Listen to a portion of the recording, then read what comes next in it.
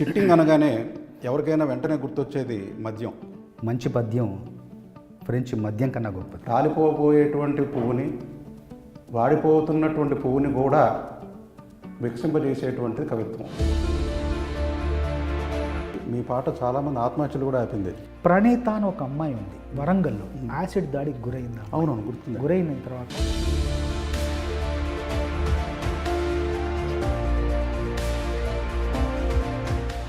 Cinema పాటలు రాయడంలో మీరు ఎదుర్కొన్నటువంటి సవాళ్ళు ఏమైనా?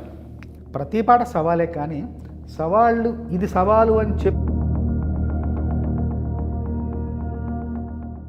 చెమట నీరు చిందగా నుదుటి రాత మార్చుకో, మార్చలేనిదేది లేదని గుర్తుంచుకో. శాస్త్రి గారు అనేవారు, ఏమయ్యా నీకెంత తెగింపయ్యా.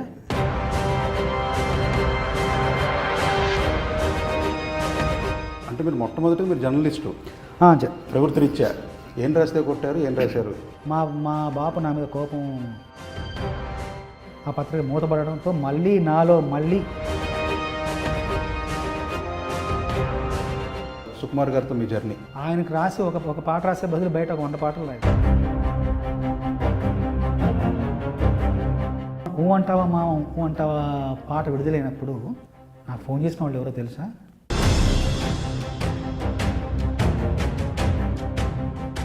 తగిలే రాళ్లను పునాది చేసి ఎదగాలని, తరిమే వాళ్ళని హితులుగా తలచి ముందుకెళ్ళాలని.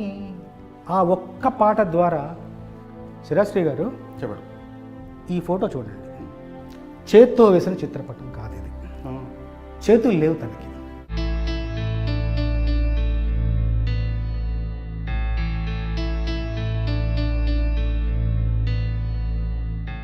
తెలుగు సినిమా పాట, తెలుగు సినిమా పాట ప్రపంచం నలుమూలలా చేరుతుంది.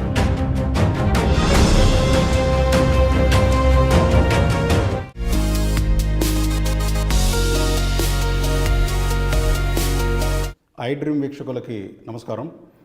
సిట్టింగ్ అనగానే ఎవరికైనా వెంటనే గుర్తొచ్చేది మద్యం, కానీ అదే పదం విన్నప్పుడు కవులకి గుర్తొచ్చేది పద్యం, కవిత్వం.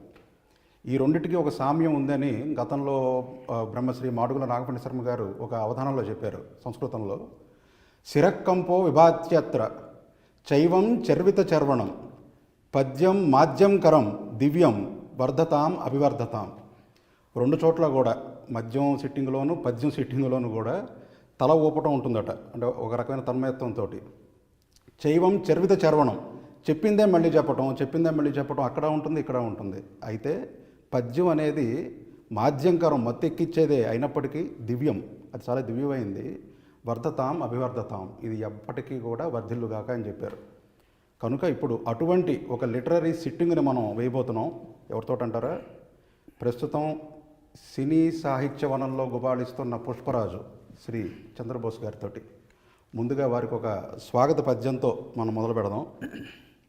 పులకించును వినగానే గిలిగింతల చంద్రబోసు గీతాలెన్నో, పులకించును వినగానే గిలిగింతల చంద్రబోసు గీతాలెన్నో, చిలికిస్తూ నవ పదములు పలికించును భావు కథలు బ్రహ్మాండంగా. సిట్టింగ్ విత్ శిరాశ్రీకి స్వాగతం చంద్రబోస్ గారు. చాలా మంచి స్వాగతం, ఎందుకంటే మామూలుగా మాటలతోటి స్వాగతం చాలా సందర్భాల్లో విన్నాను, కానీ పద్యంతో స్వాగతం ఇదే ప్రథమం. మంచి పద్యం ఫ్రెంచ్ మద్యం కన్నా గొప్పది. మన ఈ సిట్టింగ్ కూడా మంచి సిట్టింగ్ అవ్వాలని తప్పకుండా. చాలా సంతోషం అండి. అంటే చాలా సందర్భాల్లో మనం ముఖాముఖి ఇంటర్వ్యూలు జరుగుతుంటాయి, కానీ మొదటిసారి ఒక కవి మిత్రుడితో, నిజం చెప్పాలంటే నేను చాలాసార్లు చెప్పాను, శిరాశ్రీ గారు కవి కాదు పండితుడు అని చెప్పాను. ఎందుకంటే మీకున్న సాహిత్యం పట్ల మీ అభినవేశం ఏంటి, మీ లోతు ఏంటి, మీ విస్తృతి ఏంటి అవన్నీ నేను తెలిసినవాడిని. కాబట్టి మీతో ఇలా మాట్లాడడం నాకు చాలా సంతోషంగా ఉంది. నా జీవితానుభవాలు, నా కవిత్వానుభవాలన్నీ పంచుకోబోతున్నందుకు మరింత ఆనందంగా. ఖచ్చితంగా సార్, నాకు కూడా చాలా ఆనందంగా ఉంది. ఇటువంటి సమయాలు మనం చాలా గడిపాం గతంలో, అయితే కెమెరాల ముందు గడపడం ఇదే మొదటిసారి. అవును. ముందుగా మీ బాల్యం, విద్యాభ్యాసం, కవిత్వం పట్ల మీకు ఆసక్తి కలగడానికి గల కారణం, మొట్టమొదటిసారిగా మీలో ఉన్న కవి మీకు ఎప్పుడు పరిచయం అయ్యాడు? ఆ నేపథ్యం అంతా మీరు చెప్పండి. చాలా సందర్భాల్లో బాల్యం గురించి చెప్పాను, క్లుప్తంగా చెప్తాను. ఏంటంటే మాది తెలంగాణలోని పూర్వం వరంగల్ జిల్లా, ఇప్పుడు జయశంకర్ భూపాలపల్లి జిల్లాలోని చల్లగరిగా అని ఒక చిన్న గ్రామం. చిన్న గ్రామమే కానీ అక్కడ మా మండలంలో మా తాలూకాలో లేని విధంగా ఒక మంచి శాఖా గ్రంథాలయం ఉంది మా ఊళ్ళో. మా ఇంటి పక్కనే గ్రంథాలయం ఒకవైపు, దేవాలయం ఒకవైపు. ఒకే ప్రాంగణంలో దేవాలయం, ఒకే ప్రాంగణంలో గ్రంథాలయం ఉండేది. చిన్నప్పుడు నేను గ్రంథాలయంలో బాగా పుస్తకాలు చదివేవాడిని, దేవాలయంలో భజనలు చేసేవాడిని. గాలిబ్ ఒక చోట అంటారు ఏమంటే, నేను గుడి ప్రక్క గేహమ్ములోన నుండి బ్రహ్మకే నేను పొరుగింటి వాడనంటే. మసీద్ పక్కన ఉండేవారు అనమాట. అట్లాగే నేను కూడా ఒక రకంగా చెప్పాలంటే సరస్వతీదేవికి, శివుడికి నేను కూడా పొరుగింటి వాడిని. అట్లాగా గ్రంథాలయంలో పుస్తకాలు బాగా చదివేవాడిని, దేవాలయంలో భజనలు చేసేవాడిని. పుస్తకాలు బాగా చదవడం చిన్నప్పుడు అంటే నేను నేర్చుకున్నది, నాకు విద్య అబ్బింది, నాకు సాహిత్యం పట్ల ఒక మక్కువ, దాని పట్ల ఒక ఇష్టం, మమకారం కలిగింది ఆ గ్రంథాలయంలోని పుస్తకాలు. అవి కూడా నేను ఘంటాపదంగా చెప్పగలను, అందరికి చెప్తాను ఈరోజు అందరికీ. ఒకటి ఏంటంటే బాగా సాహిత్యంలోని ఒక దాంట్లో ఒక మనకి ఇష్టం కలగాలి, దాని పట్ల మనకు ఒక పట్టు లభించాలి అంటే ముందు అధ్యయనం చేయాల్సింది బాల సాహిత్యం. నిర్మోహమాటంగా బాల సాహిత్యం నేను బాగా అభ్యాసం చేశాను. చిన్నప్పుడు చందమామ, బొమ్మరిల్లు, బుజ్జాయి, బాలమిత్ర, చందమామ, బొమ్మరిల్లు, బాలమిత్ర, బుజ్జాయి, యోజన, ప్రజ్ఞ, విజ్డమ్, చంపక్, ఈ పుస్తకాలన్నీ క్రమం తప్పకుండా చదివేవాడిని. మొదలు పెడితే ఇంకా చందమామ అనే ఆ హెడ్లైన్ నుంచి మొదలు పెడితే చివరి వరకు ప్రతి కథ చదివేవాడిని. ఇవన్నీ గ్రంథాలయంలో చదివేవాడిని. అన్ని పుస్తకాలు చదివేవాడిని. రాగానే నేనే మొదటి పాఠకుడిని నేనే అన్నింటికి. ఇట్లా బాల సాహిత్యం చదవడం వల్ల నాకు విపరీతమైన ఇష్టం ఏర్పడింది భాష మీద. బాల సాహిత్యం చదవడం వల్ల 4 ప్రయోజనాలు ఉన్నాయండి, అందరికీ చెప్పాలి. అది ఏంటంటే మొదటిది పద సంపద. ఏంటంటే శబ్ద సంపద పెరుగుతుంది. బాల సాహిత్యంలో చదువుతూ ఉంటే మనకు తెలిసిన పదాలు, మనకు తెలిసిన మాటలే కాకుండా కొత్త మాటలు కూడా మనకు పరిచయం అవుతుంటాయి హాయిగా. ఎలా అంటే ఉదాహరణకు ఇప్పుడు చూశారు అని చెప్పేసి ఒక సందర్భంలో చూశాడని ఒక మాట వచ్చింది. మళ్ళీ అదే చూడటాన్ని రెండో వాక్యంలో రాసినప్పుడు చూడటం రాయరు, అదే క్రియని మళ్ళీసారి చూశాడని రాయరు. అక్కడ ఏం రాశాడు? తిలకించాడు, వీక్షించాడు, పరిశీలించాడు, కాంచాడు, గమనించాడు, కన్ను వేశాడు, దృష్టి సారించాడు. ఇలా పలు మాటలు, పలు శబ్దాలు ఆ మాటకు పర్యాయపదంగా వాడటంతో మనకు ఒకే అర్థం స్ఫురిస్తూ ఇంకొక మాట తెలుస్తుందన్నమాట. ఇలా మనకు తెలియకుండానే మన లోపల పద సంపద, శబ్ద సంపద ఇనుమడిస్తుంది. మొదటిది పద సంపద. రెండవది సొగసైన వాక్య నిర్మాణము. చిన్నపిల్లలు చదువుతారు, బుజ్జి పిల్లలు చదువుతారు, అప్పుడే భాష నేర్చుకుంటున్న పిల్లలు చదువుతారు. కాబట్టి వాక్య నిర్మాణం సొగసుగా, సూటిగా, సుందరంగా ఉండాలని చక్కగా రాస్తారు వాళ్ళు, రాసేవాళ్ళు కూడా. ఏది ఇబ్బందికరంగా అటు ఇటు తిప్పి రాయరు, చాలా సూటిగా రాస్తారు. రెండవది సొగసైన వాక్య నిర్మాణం. మూడవది ఊహాశక్తి, కల్పనా చాతుర్యం. వాళ్ళు రాస్తున్నప్పుడు కొత్త ప్రదేశాలు, కొత్త ప్రాంతాలు, కొత్త వర్ణనలు, భైరవ కోణ అని, భైరవ ద్వీపం అని, అదని ఇదని, ఒంటిమేడ స్తంభం అని, రెక్కల గుర్రాలని, ఈ దీవులని, పగడపు దీవులని, రకరకాల వర్ణనలు చేస్తుంటే సినిమా చూస్తుంటే అందరికీ ఒకే సినిమా. పుస్తకం చదువుతుంటే చదివే ప్రతి ఒక్కరికి ఒక్కొక్క సినిమా ఉంటుంది. ఎందుకంటే తన లైటింగ్ తనే, తన కెమెరా యాంగిల్ తనే, తన రీరికార్డింగ్ తనే, తన కలర్ అదంతా కూడా తనే. ఇలా ప్రతి ఒక్కరికి మనం చదువుతామంటే మనలో ఊహాశక్తి, మనం కల్పించుకునే చాతుర్యం, మన కల్పనా చాతుర్యం పెరుగుతుంది. నాలుగవది, మొదటిది భాషా సంపద, రెండవది సొగసైన వాక్య నిర్మాణం, మూడవది ఊహాశక్తి, నాలుగవది అతి ముఖ్యమైనది రుజువర్తన. మీరు ఏ కథైనా తీసుకోండి, చిన్నపిల్లల పుస్తకాల్లో ఏ కథైనా తీసుకోండి, చివరికి చెడు పైన మంచి విజయం సాధిస్తుంది. దుర్మార్గులు సన్మార్గులుగా మారుతారు. Moral of the story. చివరికి వచ్చేసరికి ఆ రోజు నుంచి గంగయ్య అందరి తల్లో నాలుగు మాడు, అప్పటికి ఆ దొంగతనాలు మానేశాడు, ఇది మానేశాడు అని చెప్పి చివరికి ఏదో ఒక వాక్యం ఉంటుంది. ఆ వాక్యం ఆ కథకంతటి కూడా ఆ సారాంశాన్ని తీసుకొని ఒక మంచి వాక్యం రాస్తారు. అట్లా కథలో మనం మంచి వైపు తీసుకెళ్ళిన రుజువర్తన అనేది పిల్లల్లో చాలా మంచి నడవడికను నేర్పుతుంది. ఇది బాల సాహిత్యం వల్ల కలిగే పరమ ప్రయోజనాలు ఇవన్నీ కూడా. చిన్నప్పుడు నేను ఇవన్నీ చదివాను కాబట్టి ఏదో తెలియకుండా భాషా సంపద, వాక్య నిర్మాణం, ఊహా చాతుర్యం, కల్పనా చాతుర్యం ఇట్లా పెరిగి నాతో పాటు పెరిగి నేను రచయిత అవ్వడానికి అయిన తర్వాత ఇవన్నీ నాకు ఉపకరించాయి. అద్భుతం, అద్భుతం. కరెక్ట్. పాట పాడడం, పాట రాయడం అన్న తర్వాత వచ్చింది, కానీ ముందు ఆ వచ్చిన తర్వాత ఏదో ఒక రోజులో, ఒక రాత్రిలో, ఒక వారంలో జరిగిన ప్రక్రియ కాదు అది. చిన్నప్పటి నుండి ఆ పునాది అలా ఒక పటిష్టమైన పునాది ఉండడం వల్ల 28 ఏళ్లుగా ఈ ప్రస్థానం కొనసాగిస్తున్నాను. మొట్టమొదటి పాట 95లో తాజ్మహల్లో మంచుకొండలో ఉన్న చంద్రమా రాశాను. ఇప్పుడు తాజాగా బ్రహ్మాస్త్రలో కుంకుమలా నువ్వే చూడగా ప్రియ కోటి వర్ణాలయ్యా నేను ఇలాగ 28 ఏళ్ల పాటు 850 చిత్రాలకు 3600 పాటలకు పైగా రాయడానికి చిన్నప్పుడు నేను చేసిన సాధన. చిన్నప్పుడే కాదండి, అప్పుడేదో చేశాను వదిలేశాను కాదు, తర్వాత సినిమాల్లోకి వచ్చిన తర్వాత కూడా ఎంతో పాటలు రాస్తూ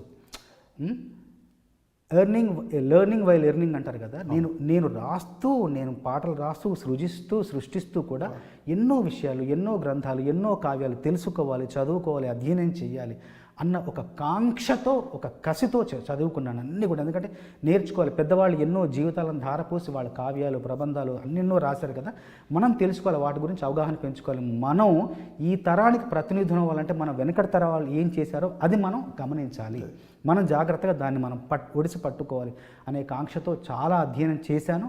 ప్రతిరోజు చేస్తున్నాను. పాట రాయని రోజు ఉంటుందేమో కానీ పఠించని రోజు ఉండదు. ప్రతిరోజు చదువుతా. అట్లాగా నాకు ప్రేక్షకులకి, వీక్షకులకి, శ్రోతలకి, పాఠకులకి అందరికీ చెప్పాలన్న విషయం ఏంటంటే, సాహిత్యం అంటే ఇప్పుడు సినిమా సాహిత్యం ఇది గేయ సాహిత్యం, గేయ కావ్యం అనవచ్చు ఒక రకంగా చెప్పాలంటే. ఈ గేయ కావ్యం గురించి ముఖ్యంగా 3 విషయాలు చెప్పాలి ఇందులో. ముందు రచనలు, సాహిత్యం 3 రకాలుగా ఉంటుంది. ముందు ప్రభు సంహితాలని ఒకటి ఉంటుంది. ప్రభు సంహితాలు అంటే అది వేదశాస్త్రాలు ప్రభు సంహితాల కిందకు వస్తుంది. ఏంటంటే ప్రభు సంహితలు అంటే రాజుల విషయంలో, అంటే రాజులు ప్రజల్ని ఏ విధంగా వాళ్ళ ప్రవర్తనను, వాళ్ళ నడవడికను శాసిస్తారో, నియంత్రిస్తారో, రాజుల్లాగా విధి నిషేధాలు నిర్ణయిస్తారో రాజులు, అట్లాగా ఈ వేద శాస్త్రాలు ప్రజల నడవడికను, ప్రజల ప్రవర్తనను నియంత్రిస్తాయి, శాసిస్తాయి. అలాంటి సాహిత్యాన్ని ప్రభు సంహితలు అంటారు. ప్రభు సంహితల కోవలోకి వేదాలు వస్తాయి. రెండవది మిత్ర సంహితలు. ఉదాహరణకి ఇతిహాసాలు, కావ్యాలు, పురాణాలు అని మిత్ర సంహితలు. అంటే మిత్రుల్లాగా దగ్గరుండి నాన్న సన్మార్గుల చరిత్ర చెప్తాయి, దుర్మార్గుల కథలు చెప్తాయి, సన్మార్గులు ఎలా ఉన్నారు, వాళ్ళు ఎలా పేరు పొందారు, ప్రజల మనసులో ఎలా స్థానం సంపాదించుకుని చెప్తూ, దుర్మార్గుల గురించి చెప్తూ ఈ దారిలో నువ్వు వెళ్ళొద్దు, ఈ దారిలో వెళ్ళాలని చెప్పేసి ఒక మిత్రుడిలాగా దారిని నిర్దేశించేది ఇది మిత్ర సంహితాలు. ఇది ఇతిహాసాలు, పురాణాలు. తర్వాత కాంతా సంహితాలు అంటే ఒక చెలిలాగా, నెచ్చెల్లాగా, ప్రియురాల్లాగా దగ్గరకు వచ్చి అనునయించి రంజింపజేస్తూ, ఆకట్టుకుంటూ, ఆకర్షణీయంగా చెప్పేవి కావ్యాలు. ప్రభు సంహితాలు, మిత్ర సంహితాలు, కాంతా సంహితలు. కాంతా సంహితలు కావ్యాలు. గేయం కూడా కావ్యం కిందకి వస్తుంది కాబట్టి మన పాటలన్నీ కూడా ఒక చెలిలాగా, ఒక నెచ్చెలిలాగా, ఒక సహచర్యంలాగా దగ్గరకు వచ్చి అనునయిస్తూ, బుజ్జగిస్తూ, లాలిస్తూ, దారిలో పెట్టి మంచి దారికి తీసుకొచ్చే కావ్యాలు, గేయాలు. కాబట్టి ఇది 3వది మనం ఎంచుకున్నాం. మనం ఆ రంగంలో ఉన్నందుకు చాలా చాలా సంతోషంగా ఉంది. తర్వాత కవిత్వం అనగానే ఒక్కొక్కరు తమదైన శైలిలో తమ నిర్వచనాలు చెప్పుకుంటూ పోయారు. అంటే నేను అధ్యయనం చేసి నేను పరిశీలించిన దాంట్లో ముందు భరతుడు ఏమన్నాడంటే ఇతివృత్తంతో కావ్య శరీరం అన్నాడు. అంటే కావ్యానికి ఏం కావాలి? ఇతివృత్తం కావాలి, కథ కావాలి. కావ్యంలో కథ ఉండాలి, గేయంలో కథ ఉండాలంటారు ఆయన, ఎవరు? భరతుడి ప్రకారం. తర్వాత దండి అని ఆయన అంటే ఇష్టార్థ వ్యవచ్ఛిన్న పదావళి కావ్యం. అంటే మనోహరమైన భావాలతో కూడుకున్న పదాల సమూహమే కావ్యము అన్నది. అంటే మంచి ఒక అర్థవంతంగా ఉండాలి, మనోహరమైన భావం ఉండాలి అంటారు ఆయన. భామహుడు అనే ఒక లాక్షణికుడు ఆయన ఏమంటాడంటే శబ్దార్థవు సహితవు కావ్యం అంటాడు. అంటే హితవు చెప్పే, హితం చేకూర్చే శబ్దార్థాల కూడికే కలయికే కావ్యం. ఒక ఆయన హితం చెప్పాలంటాడు, ఒక ఆయన మనోహరంగా ఉంటాడు, ఒక ఆయన కథ ఉండాలి. తర్వాత పాశ్చాత్యులు కూడా దీని గురించి చాలా రకాలు చెప్పారు. అరిస్టాటిల్ ఏమన్నాడంటే ప్రకృతి యొక్క అనుకరణే కవిత్వం అన్నాడు. ప్రకృతిని అనుకరిస్తేనే కవిత్వం, అది అనుకరించేదే కవిత్వం అన్నాడు. ఒక ఆయన శక్తివంతమైన భావాల స్వచ్ఛంద విజృంభణ, స్పాంటేనియస్ ఫ్లో అన్నాడు, ఓవర్ఫ్లో ఆఫ్ థాట్స్ అన్నాడు ఒక ఆయన, వర్డ్స్వర్త్. అంటే అప్పటికప్పుడు ఒక అంశాన్ని చూసినప్పుడు కానీ, ఒక వస్తువుని చూసినప్పుడు కానీ, ఒక సంఘటన చూసినప్పుడు కానీ మనలో అప్పటికప్పుడు వచ్చే ఒక భావావేశం, అనుభూతుల ఒక విజృంభణే పరంపరే కవిత్వం ఉన్నారు. ఇంకొక ఆయన షెల్లీ అని ఒక మాట చెప్పారు, ఊహాశక్తి యొక్క ప్రకటనే, ఊహాశక్తి యొక్క ప్రకటనే, ఇమాజినేషన్ యొక్క ఎక్స్ప్రెషన్ ఆఫ్ ద ఇమాజినేషన్ అన్నాడు. అది అంటే మన ఊహ యొక్క దాన్ని మన ఊహను ప్రకటించే విధానమే కవిత్వం అన్నాడు. ఇంకొక ఆయన గొప్ప మాట చెప్పాడంటే సంగీతాత్మకమైన ఆలోచనే కవిత్వం. ఆలోచన కూడా మామూలుగా ఉండదు, సంగీతాత్మకంగా లయబద్ధంగా ఉంటుంది అని కార్లైల్ అని చెప్పారు. ఇలా కవిత్వం గురించి ఒక రకంగా చెప్తేనండి ఇవన్నీ నిజమే. అంటే ఒక కవిత్వంలో ఫలానాది ఉంటుందని కూడా ఉండదు. ఒక్కొక్క సందర్భంలో ఒకటి ఉంటుంది. ఒక కవి నుంచి వచ్చే కవిత్వం అయినా వేరువేరు సందర్భాల్లో వేరువేరు కవితల్లో ఇవన్నీ ఉంటాయి. అంటే పలు పార్శ్వాలు పలు కోణాలు భిన్నమైన ఒక కోణాలు ఉంటాయి ప్రతి కవిలోను. మీరు మొట్టమొదటిసారిగా మీరంటే మీ యొక్క సినిమా పాట ప్రస్థానం అందరికీ తెలుసు, తాజ్మహల్ నుంచి అని మీ పాటలని. నేను సినిమాకి ముందు మీరు వ్యక్తిగతంగా ఉన్నటువంటి మీరు మొట్టమొదటిగా మీరు రాసిన కవిత్వం మీకు గుర్తుందా? ఎప్పుడు రాశారు? నేను మొట్టమొదటిగా రాసిన పాట ఏంటంటే చిన్నప్పుడు మా స్కూల్లో ఒక టీచరు ప్రకాష్ రెడ్డి గారు అనుకుంటా, సైన్స్ టీచరు, తను బదిలీ అవుతున్నారు, ట్రాన్స్ఫర్ అవుతున్నారు. అప్పుడు వాళ్ళు వీడ్కోలు సభలను చిన్నప్పుడు పెట్టేవాళ్ళు స్కూళ్ళల్లో. పెట్టినప్పుడు ఆయన చాలా మంచి సార్, ఆయన మాకు సైన్స్ టీచరు. అప్పుడు అందరం అప్పుడు నాలో ఒక చిన్న ఆలోచన వచ్చింది, ఈ సార్ అందరూ మాట్లాడతారు, మాకు బాగా చెప్పేవారు, మాకు బాగా మార్కులు వేసేవాళ్ళు, చక్కగా చూసుకునేవాళ్ళని చెప్తారు కదా, అప్పటికే బాగా పాటలు భజనలు పాడేవాడిని కాబట్టి ఒక్కసారి ఆయన మీద పాడదామని చెప్పేసి వచ్చాడు పెద్ద సారు, తెచ్చాడు మంచి పేరు, అన్నల్లారా చెల్లెల్లారా, మల్లియలారా మాలికలారా అనే పాట ఉంది అసలు. ఆ పాటకి ప్యారడీగా ఈ పాట అన్నల్లారా చెల్లెల్లారా, వచ్చాడు పెద్ద సారు, తెచ్చాడు మంచి పేరు అని ఆ 4 వాక్యాలు అయితే గుర్తున్నాయి. పాడడంతో ఇంకా పిల్లలందరూ ఇంకా అసలు మామూలుగా పాట పాడితేనే సంతోషపడతారు. అలాంటిది మన సొంత కవిత్వంలో మళ్ళీ సార్ గురించి పాడటంతో అలాంటి ప్రోత్సాహం అయితే వచ్చింది అప్పుడే. బ్రహ్మాండంగా ప్రోత్సాహం అలానే కాదు. అప్పుడు నేను సినిమా పాటలు పాడేవాడిని, భజనలు, ఆధ్యాత్మిక భక్తి గీతాలు పాడేవాడిని కదా. అప్పుడు మా స్కూల్లో ఒక క్లాస్లో సార్లు వచ్చేవాళ్ళు, కొంతమంది రాకపోయారు కదా, సారు రాని క్లాస్కు నన్ను వెళ్ళి బాగా అల్లరి చేసేవాళ్ళు, సార్ అంతా బాగా అల్లరి చేస్తారు కదా, నన్ను వెళ్ళి కూర్చొని బాబు నువ్వు ఒక పాట పాడరా, వెళ్ళి పాడితే వాళ్ళందరూ ప్రశాంతంగా కొంచెం నిశ్శబ్దంగా ఉంటారని ప్రతి క్లాస్కి నేను వెళ్ళి పాటలు పాడుతూ, చిన్నగా పాటలు పాడుతూ, వాళ్ళకి మాత్రం వినిపించేలాగా పాడుతూ వాళ్ళ అల్లరిని తగ్గించేవాడిని అనమాట. ఇలాగా స్కూల్లో నాకు మంచి పేరు, మంచి గుర్తింపు, ప్రోత్సాహం కూడా ఉండేది పాటలు పాడడానికి. అట్లా సినిమాల్లో మన స్కూల్ నుంచి వచ్చిన తర్వాత మళ్ళీ ఇంజనీరింగ్లోకి వచ్చిన తర్వాత కూడా అప్పటి వరకు కూడా పాటలు పాడేవాడిని. కానీ ఒక మిత్రుడు శ్రీనాథ్ అన్న చాలా సందర్భాల్లో చెప్పాను, ప్రతి సందర్భంలో చెప్పాల్సిన వ్యక్తి ఆయన. ఎందుకంటే నా జీవితాన్ని మలుపు తిప్పింది ఆయన. పాటలు పాడుతూ ఉండేవాడిని. పాటలు పాడడం కోసం చాలా ప్రయత్నాలు చేశాను. తను తీసుకెళ్ళారు, చాలామంది దగ్గర తీసుకెళ్ళి వినిపించారు.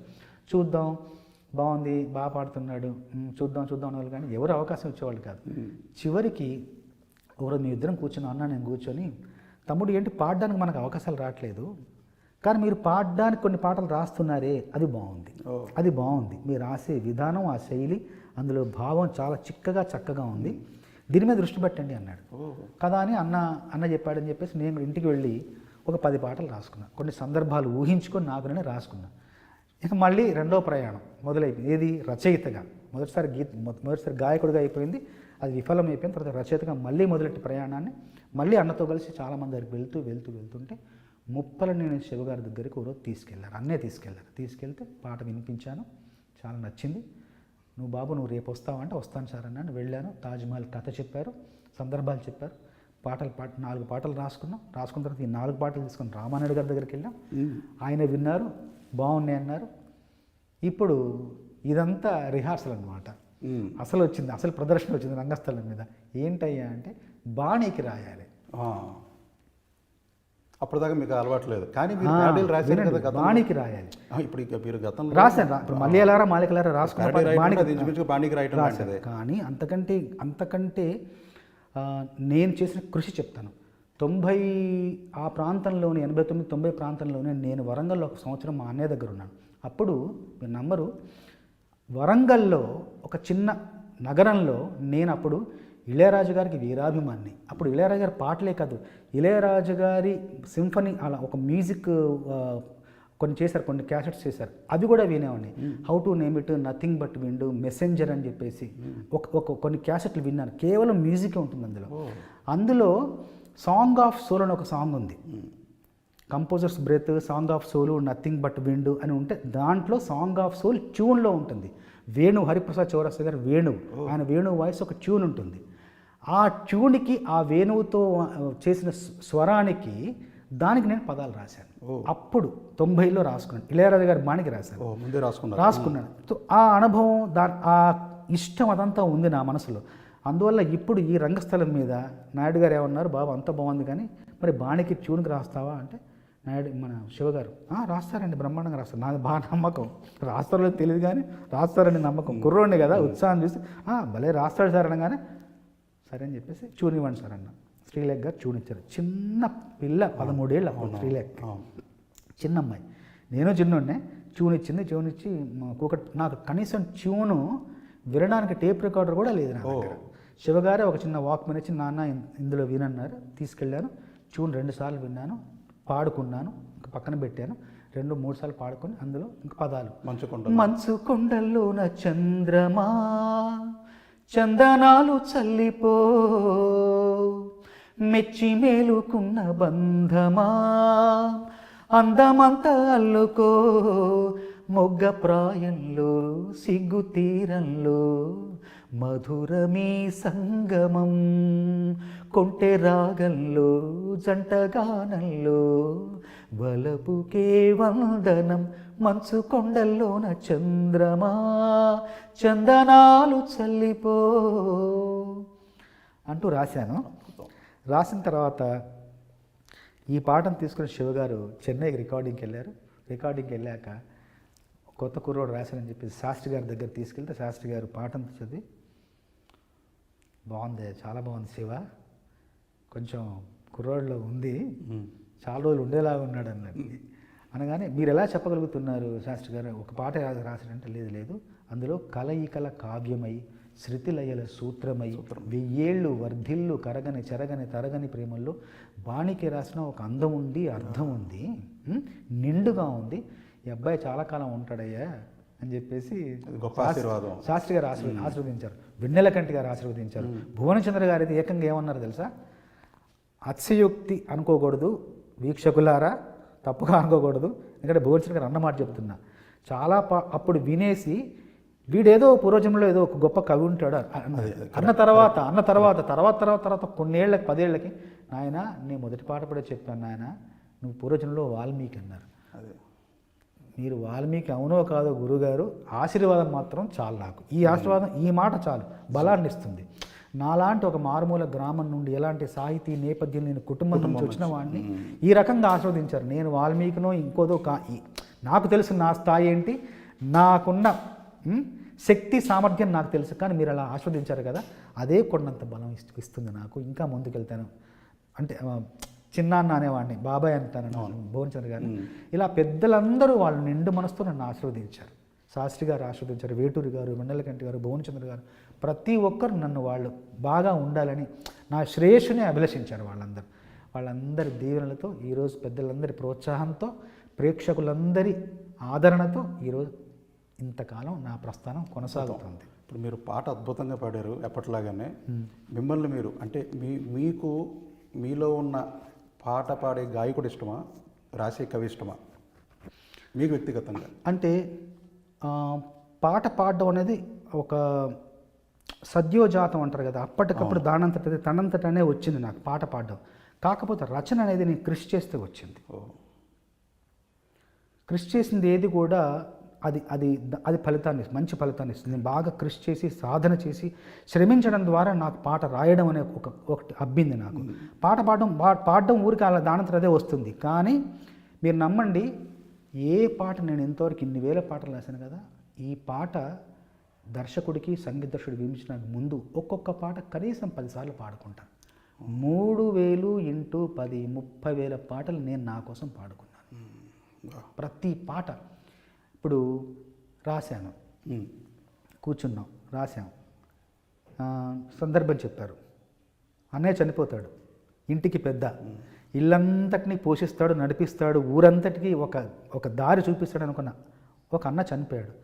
తల్లిదండ్రులు, తమ్ముడు, చెల్లి, వాళ్ళ ఏడుపు, వాళ్ళ దుఃఖం, వాళ్ళ శోకం, వాళ్ళ వేదన ఏంటి సందర్భం చెప్పి సుకుమార్ గారు మీరు రాయండి అన్నారు. నేను అన్నాను, దేవి గారు అక్కడ కూర్చున్నారు. ఒక 4 వాక్యాలు రాశారు. రాసి ఇచ్చాను దేవి గారికి. ఇవ్వగానే బాగున్నాయి బోస్కర్, దీని ముందు ఏదైనా ఒక మాట పెట్టండి అంటే ఓరయ్యో ఓరయ్యో రాసుకోండి, అలాగే ఏడుస్తారు కదా అన్నాను. రాసా. ఓకే, ఇప్పుడు దీనికి బాణీ చేస్తానన్నాడు. చెయ్యండి సార్ అన్నాడు. చేశాడు. చేసిన తర్వాత బోస్కర్ ఎట్టండి ఒకసారి ఇది వినండి అన్నాడు. విన్నాను. మీరు పాడండి, అక్కడ ఎవరు సింగర్ ఇంకెవరు లేరు, మైక్లో పాడించు, మీరు ఒకసారి పాడండి, ఇదే బాణీ మీరు పాడుతుంటే నేను వెనకాల నుంచి చేస్తాను, కీబోర్డ్ ప్లే చేస్తాను అంటే సరే పాడతానన్నాడు. ఊరయ్యో నాయ్యా, ఊరయ్యో నాయ్యా, ఈ చేతితోనే పాలు పట్టాను, ఈ చేతితోనే బువ్వ పెట్టాను, ఈ చేతితోనే తలకు పోసాను, ఈ చేతితోనే కాళ్ళు విసికాను, ఈ చేతితోనే పాడే మొయ్యాలా, ఈ చేతితోనే కొరివి పెట్టాలా, ఊరయ్యో నాయ్యా, ఊరయ్యో నాయ్యా అంటూ అక్కడ ఆ మైకులో అప్పుడు పాడాను. దుబాయ్లో పాడాను. ఇది అప్పటికప్పుడు దేవి గారి బాణికి నేను పాడాను. అప్పుడు అక్కడ పాడిన పాటే సినిమాలో ఉంది. మళ్ళీ రికార్డ్ చేయాలి. అక్కడ ఏదైతే రికార్డ్ చేశారో నా గొంతు అదే మళ్ళీ సినిమాలో. ఇంట్రెస్టింగ్. మళ్ళీ టేక్ చేసుకోవటం అదే లేదు.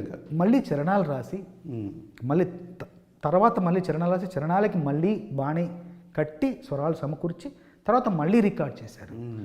తమ్ముడు నీ కోసం తల్లడిల్లాడయ్యా, సిల్లి గుండె నీకై సెరువైపోయిందయ్యా, కంచంలో నీ మెతుకు నిన్నే ఎతికేనయ్యా, నీ కళ్ళద్దాలు నీకై కలియ చూసేనయ్యా, నువ్వు తొడిగిన సొక్క నీకై దిగులు పడి సిలక కొయ్య కూరి పెట్టుకుందిరయ్యా, రంగస్థలాన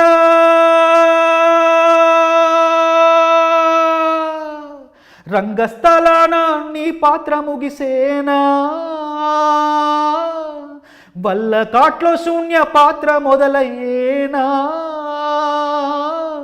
నీ నటనకు కన్నీటి సప్పట్లు కురిసేనా, నువ్వు వెళ్ళొత్తానంటూ చెప్పే ఉంటావురా, మా పాపపు సెవికది వినబడకుంటదిరా, ఊరయ్యో నాయ్యా, ఊరయ్యో నాయ్యా, ఈ చేతితోనే దిష్టి తీశాను, ఈ చేతితోనే ఎన్నో నివిరాను, ఈ చేతితోనే నడక నేర్పాను, ఈ చేతితోనే బడికి పంపాను, ఈ చేతితోనే కాటికి పంపాలా, ఈ చేతితోనే మంటల గలపాలా. ఇది వినగానే సుకుమార్ గారి అప్పుడు ఈ పాటకి సుకుమార్ గారు అంతా అయిపోయిన తర్వాత ఎందుకో ఇంకొక పాట చేద్దాం, సుకుమార్ గారు ఇంకొకటి ఏదైనా చేద్దామా, ఇంకోటి చేద్దాం రాద్దామా అని బోస్ గారు అని అనేవారు. లేదండి బాగుంటుంది అని నేను దేవి గారు చెప్పేవాడు. పాట షూటింగ్ అప్పుడు ఏదో తమిళం పాట వేశారట. ఓకే, అందరికి ఏడుపు రావడం కోసం వేస్తే ఆ పాట తమిళం పాట వేస్తే అసలు ఎవరికి ఏమీ చలనం లేదు, కదలిక లేదు. ఎందుకంటే షూటింగ్ అప్పుడు చెప్పారు సుకుమార్ గారు అని, బోస్ గారు పాట ఉంది కదా, మనం ఏదో మళ్ళీ ఏదో మారుద్దాం అనుకుంటున్నాం కదా, ఎందుకు ఒకసారి అది పెట్టి చూద్దామని నా పాట పెట్టారు. ఓరయ్యో నా అయ్యో ఈ చేతితో అనగానే నా గొంతు కావచ్చు, ఆ భావం కావచ్చు, ఆ బాణీ కావచ్చు, అవన్నీ కుదిరే అనుభూతి, నేను పాడిన అనుభూతితో పాడిన విధానం కావచ్చు, అలా పల్లవి పెట్టగానే అందరిలో అప్రయత్నంగా కళ్ళు చెమ్మగిల్లి అందరూ అసలు ఇంకా దాంట్లోకి వెళ్ళిపోయారు, దుఃఖ సాగరంలోకి వెళ్ళిపోయారు. సుకుమార్ గారికి అమ్మో అని వెంటనే ఫోన్ చేశారు, బోస్ గారు నేను ఏదో తమిళం పాట పెడదాం అనుకున్నాను, ఏడిపిద్దాం, లేదు మీ పాటకి ఏడ్చారు, మనం దీన్నే పెట్టుకుందాం, చరణాలు మీరు మళ్ళీ అందంగా రాదురు కానీ. అలాంటి అంటే రకరకాల ఒక అనుభవాలు మనం పాడడంలోని, అదే చెప్తున్నా, పాడడంలో ప్రతి పాట ఒక 10 సార్లు పాడుకుంటాను ఖచ్చితంగా. తర్వాత మళ్ళీ నేను చెప్తుంటాను, ఎవరైనా అడుగుతుంటారు మీరు గాయకుడిగా మీరు పాడవచ్చు కదంటే, లేదండి శాస్త్రీయంగా నాకు ఎలాంటి నేపథ్యం లేదు, నేనేం నేర్చుకోలేదు, ఏదో అలా వినికిడి శక్తితో కానీ పాడుతుంటాం. శాస్త్రీయం లేకపోయినా కూడా బాలసుబ్రహ్మణ్యం గారు కూడా వచ్చాక నేర్చుకున్నారని చెప్పారు. నేర్చుకున్నారు, ఆయన నేర్చుకున్నారు. కానీ నాకు ఎందుకంటే నాకు పేరు తీసుకొచ్చింది, నాకు గౌరవాన్ని, గుర్తింపును, నాకంటూ ఒక స్థాయిని, స్థానాన్ని ఇచ్చింది రాయడమే కాబట్టి ఖచ్చితంగా దీంట్లోనే ముందుకెళ్ళాలని నేను నిర్ణయించుకుని అప్పుడప్పుడు ఎవరైనా సరదాగా పాడమని అడిగితే నా గొంతుకు అది నప్పితే తప్పకుండా పాడతాను. అద్భుతం, అద్భుతం అండి. తర్వాత సినిమా పాటలు రాయడంలో మీరు ఎదుర్కొన్నటువంటి సవాళ్ళు ఏమైనా ఉన్నాయా? ఉంటే ఎటువంటివి మీకు ఏమైనా గుర్తొస్తున్నాయా? సవాళ్ళు చాలా ఉన్నాయండి. ప్రతి పాట సవాలే, కానీ సవాళ్ళు ఇది సవాలు అని చెప్పి విసిరిన సందర్భాలు కొన్ని ఉన్నాయి. దానిని నేను చక్కగా తీసుకొని దాన్ని అధిగమించి వాళ్ళ చేతి మెప్పు పొందిన సందర్భాలు ఇంకా ఉన్నాయి. అదేంటంటే, ఒకసారి మాకు గురువుగారు రామానాయుడు గారు నాకు అవకాశం ఇచ్చారు, శివగారు నన్ను ప్రోత్సహించారు, నన్ను పరిచయం చేశారు. కానీ నేను గురువు గారు అని చెప్పుకునే వ్యక్తి మాత్రం రాఘవేంద్రరావు గారు. ఎందుకంటే రాఘవేంద్రరావు గారు రెండో సినిమా పెళ్లి సందర్భంగా నన్ను పిలిచి, ఎక్కడో కూకట్పల్లిలో నేను ఉంటున్నాను, ఇంజనీరింగ్ చేస్తున్నప్పుడు హెచ్ఐజిలో ఉండేవాడిని, పైన ఒక నెక్కర వేసుకొని ఒక చాప మీద పడుకుని ఉన్నాను, ఒక దిండు వేసుకొని. ఒక వ్యక్తి వచ్చారు, వచ్చి 4వ ఫ్లోర్ వచ్చి పైకి వచ్చి, చంద్రబోస్ గారు ఎవరంటే, నేనే సార్ అన్న. మిమ్మల్ని బాబాయ్ రమ్మంటున్నారండి అంటే, బాబాయ్ ఎవరండి అన్న అంటే, రాఘవేంద్రరావు గారు సినిమాలు డైరెక్షన్ చేస్తుంటారు అన్న. సినిమా రాఘవేంద్రరావు గారు అని, అవునమ్మా. రాఘవేంద్రరావు గారు రమ్మడం ఏంటి, మీరు రావడం ఏంటి, ఆయన మనిషిని పంపించడం ఏంటి, వెతుక్కుంటూ నన్ను రావడం ఏంటి, కూకట్పల్లిలో నేనుండు అని నేను చాలా ఆశ్చర్యం గురై పదం గబా కిందికి వెళ్ళగానే అప్పుడు ఎస్టీడీ బూత్లోకి వెళ్ళి మాట్లాడించారు రాఘవేంద్ర గారితో. ఏం చేస్తున్నావు అంటే, సార్ ఏం లేదు సార్, ఇట్లా ఇంజనీరింగ్ అయిపోయింది, ఇట్లా ఒక పాట రాసాను తాజ్మహల్, తర్వాత ఇంకేం లేదంటే, వస్తావా తిరుపతికి అంటే, వస్తాను సార్ అన్న. తప్పకుండా ట్రైన్ టికెట్ బుక్ చేస్తే తిరుపతికి వెళ్ళిపోయారు. వెళ్ళేసరికి భీమాస్ హోటల్లో వెళ్ళాను, స్నానం చేసి వెళ్ళేసరికి పెద్ద హాలు, కీరవాణి గారు, పక్కన జమినీ గారు, పక్కన గిరిజాపతి గారు, పక్కనే పోల్సన్ గారి ఒక బృందం. ఇది రాఘవేంద్ర గారు తెల్లటి ఒక టేబుల్ మీద రాఘవేంద్ర గారు కూర్చున్నారు, కోడైరెక్టర్లు కూర్చున్నారు. నేను వెళ్ళేసరికి మంచి పొగలు, పరిమళాలు, మంచి వాతావరణం. కీరవాణి గారు ఇలా నవ్వుతూ చూశారు. అప్పుడు ఆయన చేస్తున్న బాణి ఏంటో తెలుసు, మా పెరటి చెట్టు పళ్ళన్ని కుశలం అడిగే, మా తోట చిలకమ్మ మీకోసం ఎదురే చూసే. నా కోసం చూస్తున్నారా అన్నంతగా ఆయన అప్పుడు పాడుతున్నారు. అడగానే నేను కూర్చున్నా. చంద్రబోస్ గారు బాగున్నారని, బాగున్నాను సార్ అన్నాను. కీరవాణి గారేంటి, రాఘవేంద్రరావు గారేంటి, నేనేంటి, వాళ్ళ పక్కన కూర్చోడం ఏంటి. కాసేపు అంత మాట ముచ్చట ఎంత అయిన తర్వాత సందర్భం చెప్పారు రాఘవేంద్రరావు గారు, కో డైరెక్టర్ చెప్పారు. తర్వాత కొన్ని రోజులు రాసిన తర్వాత ఒకటి నచ్చింది రాఘవేంద్రరావు గారికి, కీరవాణి గారికి. సరిగమ పదని సరాగం త్వరపడుతున్నది మాఘం, తకదిమి తాళం ఎప్పుడెప్పుడన్నది మేళం. ఈ పాట అందరికి నచ్చింది. ఈ పాటతో నా ప్రయాణం రాఘవేంద్ర గారితో, కీరవాణి గారితో అలా అలా అలా అలా సాగుతూ ఇన్నాళ్ళు ప్రయాణం వాళ్ళతో చేశాను. రాఘవేంద్ర గారు మాత్రం నాలోని కవిని బాగా గుర్తించి నాకు ఎన్నో అవకాశాలు ఇచ్చారు. ఇప్పుడు సవాలు గురించి ఒకసారి పిలిచారు, నాన్న వస్తామంటే వెళ్ళాను. ఒక 15 పాటలు చేసామయ్యా, నువ్వు 15 పాటలు వినమన్నారు ఒక సినిమాకి. 15 పాటలు విన్నాను, ఒక గంటన్నరలో విన్నాను. తర్వాత సార్ అన్నీ బాగున్నాయి సార్, బ్రహ్మాండంగా ఉన్నాయి అంటే, ఇప్పుడు నువ్వు పాట రాయాలన్నారు. చెప్పండి సార్ అన్న. రామదాసు సినిమాకి నువ్వు పాట రాయాలంటే, రాస్తాను సార్ అన్న. నీకో షరతు అన్న. చెప్పండి సార్ అన్న. అన్ని పాటల్లో రామ రామ రామ అని ఉంది కదా. అవునుంది సార్ అన్న. ఇందులో కూడా రామ రామ వస్తుంది సార్, సందర్భం ఏంటి సార్ అన్న. ఏముందయ్యా, రామదాసు కాకముందు కంచర్లో గోపన్నగా ఉన్నాడు, పెళ్ళవుతుంది, మొదటి రాత్రి శోభనం, ఆ పాట నువ్వు రాయాలని. రాస్తాను సార్. గుర్తుంది కదా, రామ రామ రావాలి, శివ శోభనం రోజు పాటలో రాముడు ఎలా వస్తాడు అని చెప్పేసి, మరి అదే మరి వెళ్ళు అన్నారు. అనగానే అమ్మయ్య బాబు అని చెప్పేసి మొత్తానికి ఆలోచించి ఒక పల్లవి రాశారు. కీరవాణి గారు బాడీ సమకూర్చారు. చాలు చాలు చాలు విరహాలు చాలు చాలు, ముద్దుగా వినవలేక నా ముద్దు విన్న పాలలో వన్నె పూలును ఆరగిస్తే మేలు, చాలు చాలు చాలు చాలు చాలు విరహాలు చాలు చాలు. ఇది పల్లవి. దీంతో ఏ గొడవ లేదు. చరణాలు రాయమని రాస్తున్నా. ఈ నీ కరములు నా మేనికి వశీకరములు, నీ స్వరములు ఈ రేకి అవసరములు, ఈ సుఖములు మును పెరుగని బహుముఖములు, ఈ క్షణములు మన జంటకి విలక్షణములు.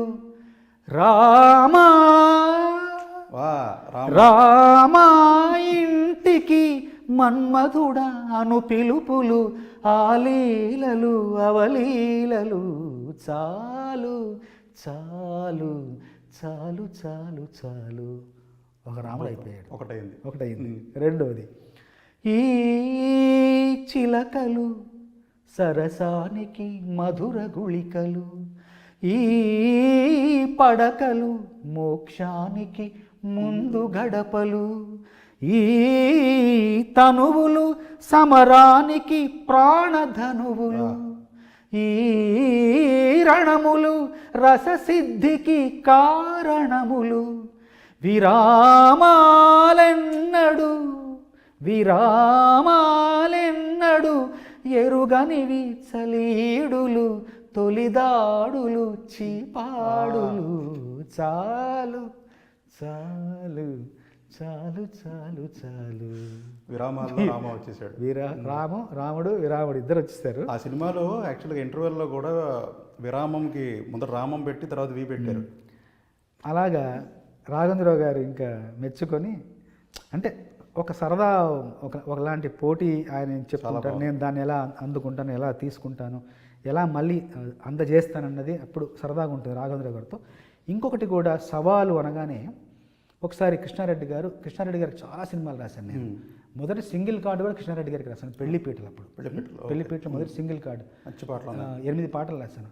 అప్పుడు రచయితకు, అంటే ఎప్పుడు రచయితకు గౌరవం గుర్తింపు ఉంటుంది, ప్రేమ ఉంటుంది, అభిమానం ఉంటుంది. కానీ ఒక 24 షీట్ పోస్టర్లో మియాపూర్లో లక్ష్మీకళ శశికళ థియేటర్ తర్వాత పెద్ద పోస్టర్ వస్తుంది. అక్కడ పెద్ద ఒక పోస్టర్ ఉంటుంది. అక్కడ పెళ్లిపీటలు ఇటు కృష్ణారెడ్డి గారు, సంగీతం కృష్ణారెడ్డి గారు, సాహిత్యం చంద్రబోస్. పోస్టర్ మీద సంగీత దర్శకుడు రచయితకు అంత గౌరవం. అంత ముందు కూడా ఇప్పుడు లేదేమో. అంత ముందు కూడా అంటే నేను చూడలేదు ఎప్పుడు. రచయిత పేరు ఉంటుంది కానీ రచయిత ఫోటో, సంగీత దర్శకుడు ఫోటోతో ఒక పెద్ద పోస్టర్ డిజైన్ చేసి ఇవ్వడం అనేది చాలా గొప్ప విషయం. ఎందుకని నేను ఒకటే మాట చెప్తాను, అందరికీ చెప్తున్నాను. అక్షరం, స్వరం గొప్పది, చాలా గొప్పది. స్వరం కంటే అక్షరం మరింత గొప్పది. అక్షరం ముందు పుట్టింది, తర్వాత స్వరం పుట్టింది. అక్షరానికి స్వరం అలంకారమే కానీ సమస్తం స్వరం మాత్రం కాదు. అక్షరం ముందు ఉండాలి, దానికి అలంకారంగా, దానికి ఒక భూషణంగా స్వరం వెనకాల బయలుదేరాలి. కాబట్టి మాటకు గౌరవం ఇచ్చే సంగీత దర్శకులందరికీ వందనం, అభివందనం. మాటను గౌరవించండి, మాటను నిలబెట్టండి, మాటకు ప్రాణం పోయండి. మాటే చిరకాలం శ్రోతల గుండెల్లో మారుమోగేది, శ్రోతల ఆలోచనలో మార్పు తెచ్చేది మాటే. దానికి స్వరం అలంకారప్రాయంగా మాత్రమే ఉండాలి. ఇది నేను నమ్ముతున్న సత్యం. ఇలాగా ఒకసారి కృష్ణారెడ్డి గారు వెళ్ళాను, కూర్చున్న తర్వాత, ఏమండి విజయం గురించి ఒక పాట రాయాలి సార్. రాస్తాను సార్ అన్న. అంటే పెద్ద పెద్ద మాటలు, పెద్ద పెద్ద ఆలోచనలు, పెద్ద పెద్ద అట్లా కాకుండా చాలా చిన్నగా, సున్నితంగా అందరికీ అర్థమయ్యేలాగా ఉండాలి. ఉంటుంది సార్ అన్న తర్వాత, ఇప్పుడు 6వ ఎక్కం, 8వ ఎక్కం, 13వ ఎక్కం కష్టం. అవునండి. 1వ ఎక్కం కష్టం కాదు. ఒక ఎక్కం 1, ఒక 2, 2, ఒక 3, 3, ఒక 4, 4 ఇంత సులభంగా ఉండాలన్నారు.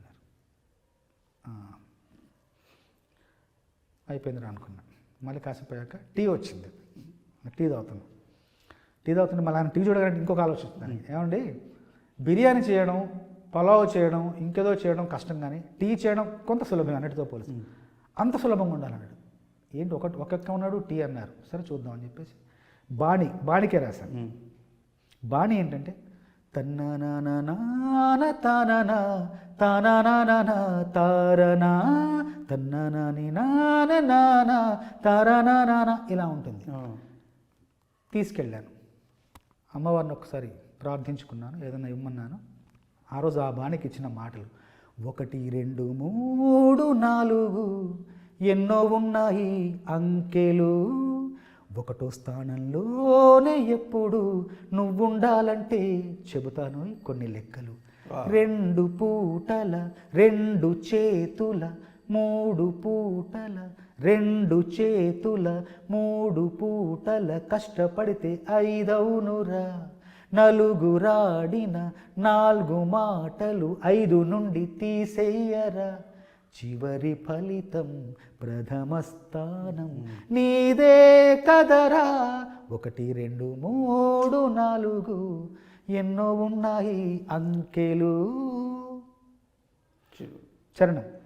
చాయ్ చెయ్యాలంటే టీ చెప్పారు కదా, చాయ్ చెయ్యాలంటే పాలు నీళ్ళు 2 ఉండాలి, పంచదార బాగా కలపాలి, టీ పొడి వేసి ఉడికించాలి, మరిగిన వెంటనే వడబోయాలి. Ready full tea. సక్సెస్ రావాలంటే దీక్షా లక్ష్యం 2 ఉండాలి, క్రమశిక్షణనే బాగా కలపాలి, ఆవేశంతో ఉడికించాలి, ఆటంకాన్నే వడబోయాలి. Ready success tea. వా వా వా, ఒక్కటో ఎక్కం చాలా చాయ్ చేసే బాల విధానం సాహిత్యంలాగా ఉంది. అంటే ప్రతిదీ కూడా ఎప్పుడూ విభిన్నంగా వినూత్నంగా కొత్త కోణంలో ఆవిష్కరించడమే కవిత్వం. ఇది వినగానే నాకు గుర్తొస్తుందండి, మీరు చాలా ప్రబోధ గీతాలు రాశారు. ఇప్పుడు ఇది కూడా ఒక రకం ప్రబోధ గీతమే. అవును. మౌనంగానే ఎదగమని, ఇప్పటికీ దాన్ని మించినటువంటి ప్రబోధ గీతం నాకు తెలిసి అయితే వెంటనే ఎవరికి తట్టదు కూడా. సినిమా పాటల్లో మంచి ప్రబోధం పాట చెప్పు అంటే నాకైతే గుర్తొచ్చేది ఇదే గుర్తొస్తుంది మొట్టమొదటిసారిగా. అలాగే ఓ మారియా ఓ మారియా పాట చిరంజీవి గారి సినిమాలో. ఈ స్ఫూర్తి గీతాలు విషయంలో ఇప్పుడు ఒకసారి అంటే రాయొచ్చు, 2 సార్లు అంటే రాయొచ్చు, వరుస పెట్టి రకరకాల సందర్భాల్లో రకరకాల అంశాలతోటి స్ఫూర్తి గీతాలు రాయటం అనేటువంటిది కూడా ఒక సవాలే అనుకుంటున్నా. అంటే స్ఫూర్తి గీతాల గురించి చెప్పాలంటే నా మొదటి పాట ఓ మారియా ఓ మారియా బాగా గుర్తు చేశారు. అంటే చిరంజీవి గారు సౌందర్య గారు ఉంటారు, ఒక విలన్ డెన్లోకి వెళ్తారు. వెళ్ళినప్పుడు విలన్ కనబడుతుంటాడు, విలన్ ఎదురుగా ఉంటాడు. విలన్ని చూస్తూ ఒక పాట, నీకుందిరా నీకుంటుంది, ఇంకా నీ కథ ఉంటుంది, నీ పంబ మోగుద్ది పంబ పలుకు, ఈ రకరకాలుగా బెదిరిస్తూ అవహేళన చేస్తూ అపహాస్యం చేస్తూ పాట రాయొచ్చు. కానీ మొట్టమొదటిసారిగా అతడు సాధించే క్రమం గురించి మాట్లాడుతూ ఓ మారియా ఓ మారియా, ప్రతిరోజు విలువైంది కాదా, ప్రయత్నిస్తే గెలుపేదో రాదా, చూద్దామంటే చేద్దామంటే కాలం ఆగదు, అయ్యేదేదో అవుతుందంటే కలతే తీరదు అంటూ ఒక ప్రబోధాత్మక గీతం ఒక విలన్ డెన్లో పాడి, అంటే నాకు అనిపించింది సందర్భం వచ్చింది, సమయం వచ్చింది, సన్నివేశం కుదిరింది, మనం తప్పకుండా ఇలాంటి ఒక మంచి పాట రాస్తే ఎందుకు ఆదరించరు. అలా నా ప్రయాణం ఓ మారియాతో ప్రారంభమై ఎన్నో స్ఫూర్తి గీతాలు, ఎన్నో ప్రేరణ గీతాలు, ప్రేరణాత్మకమైన గీతాలు. మీరన్నారు మౌనంగానే ఎదగమని మొక్క నీకు చెప్తుంది. చెమట నీరు చిందగా నుదుటి రాత మార్చుకో, మార్చలేనిదేదీ లేదని గుర్తుంచుకో, పిడికిలే బిగించగా చేతి గీత మార్చుకో, మారిపోని కథలే లేవని గమనించుకో, తోచినట్టుగా అందరి రాతలు బ్రహ్మే రాస్తారు, నచ్చినట్టుగా నీ తల రాతని నువ్వే రాయాలి. శాస్త్రి గారు అనేవారు, ఏమయ్యా నీకెంత తెగింపయ్యా, అంటే బ్రహ్మ రాసిన రాతను కూడా నువ్వు మారుస్తావా. ఆవేశం, దూకుడు, కుర్రతనం.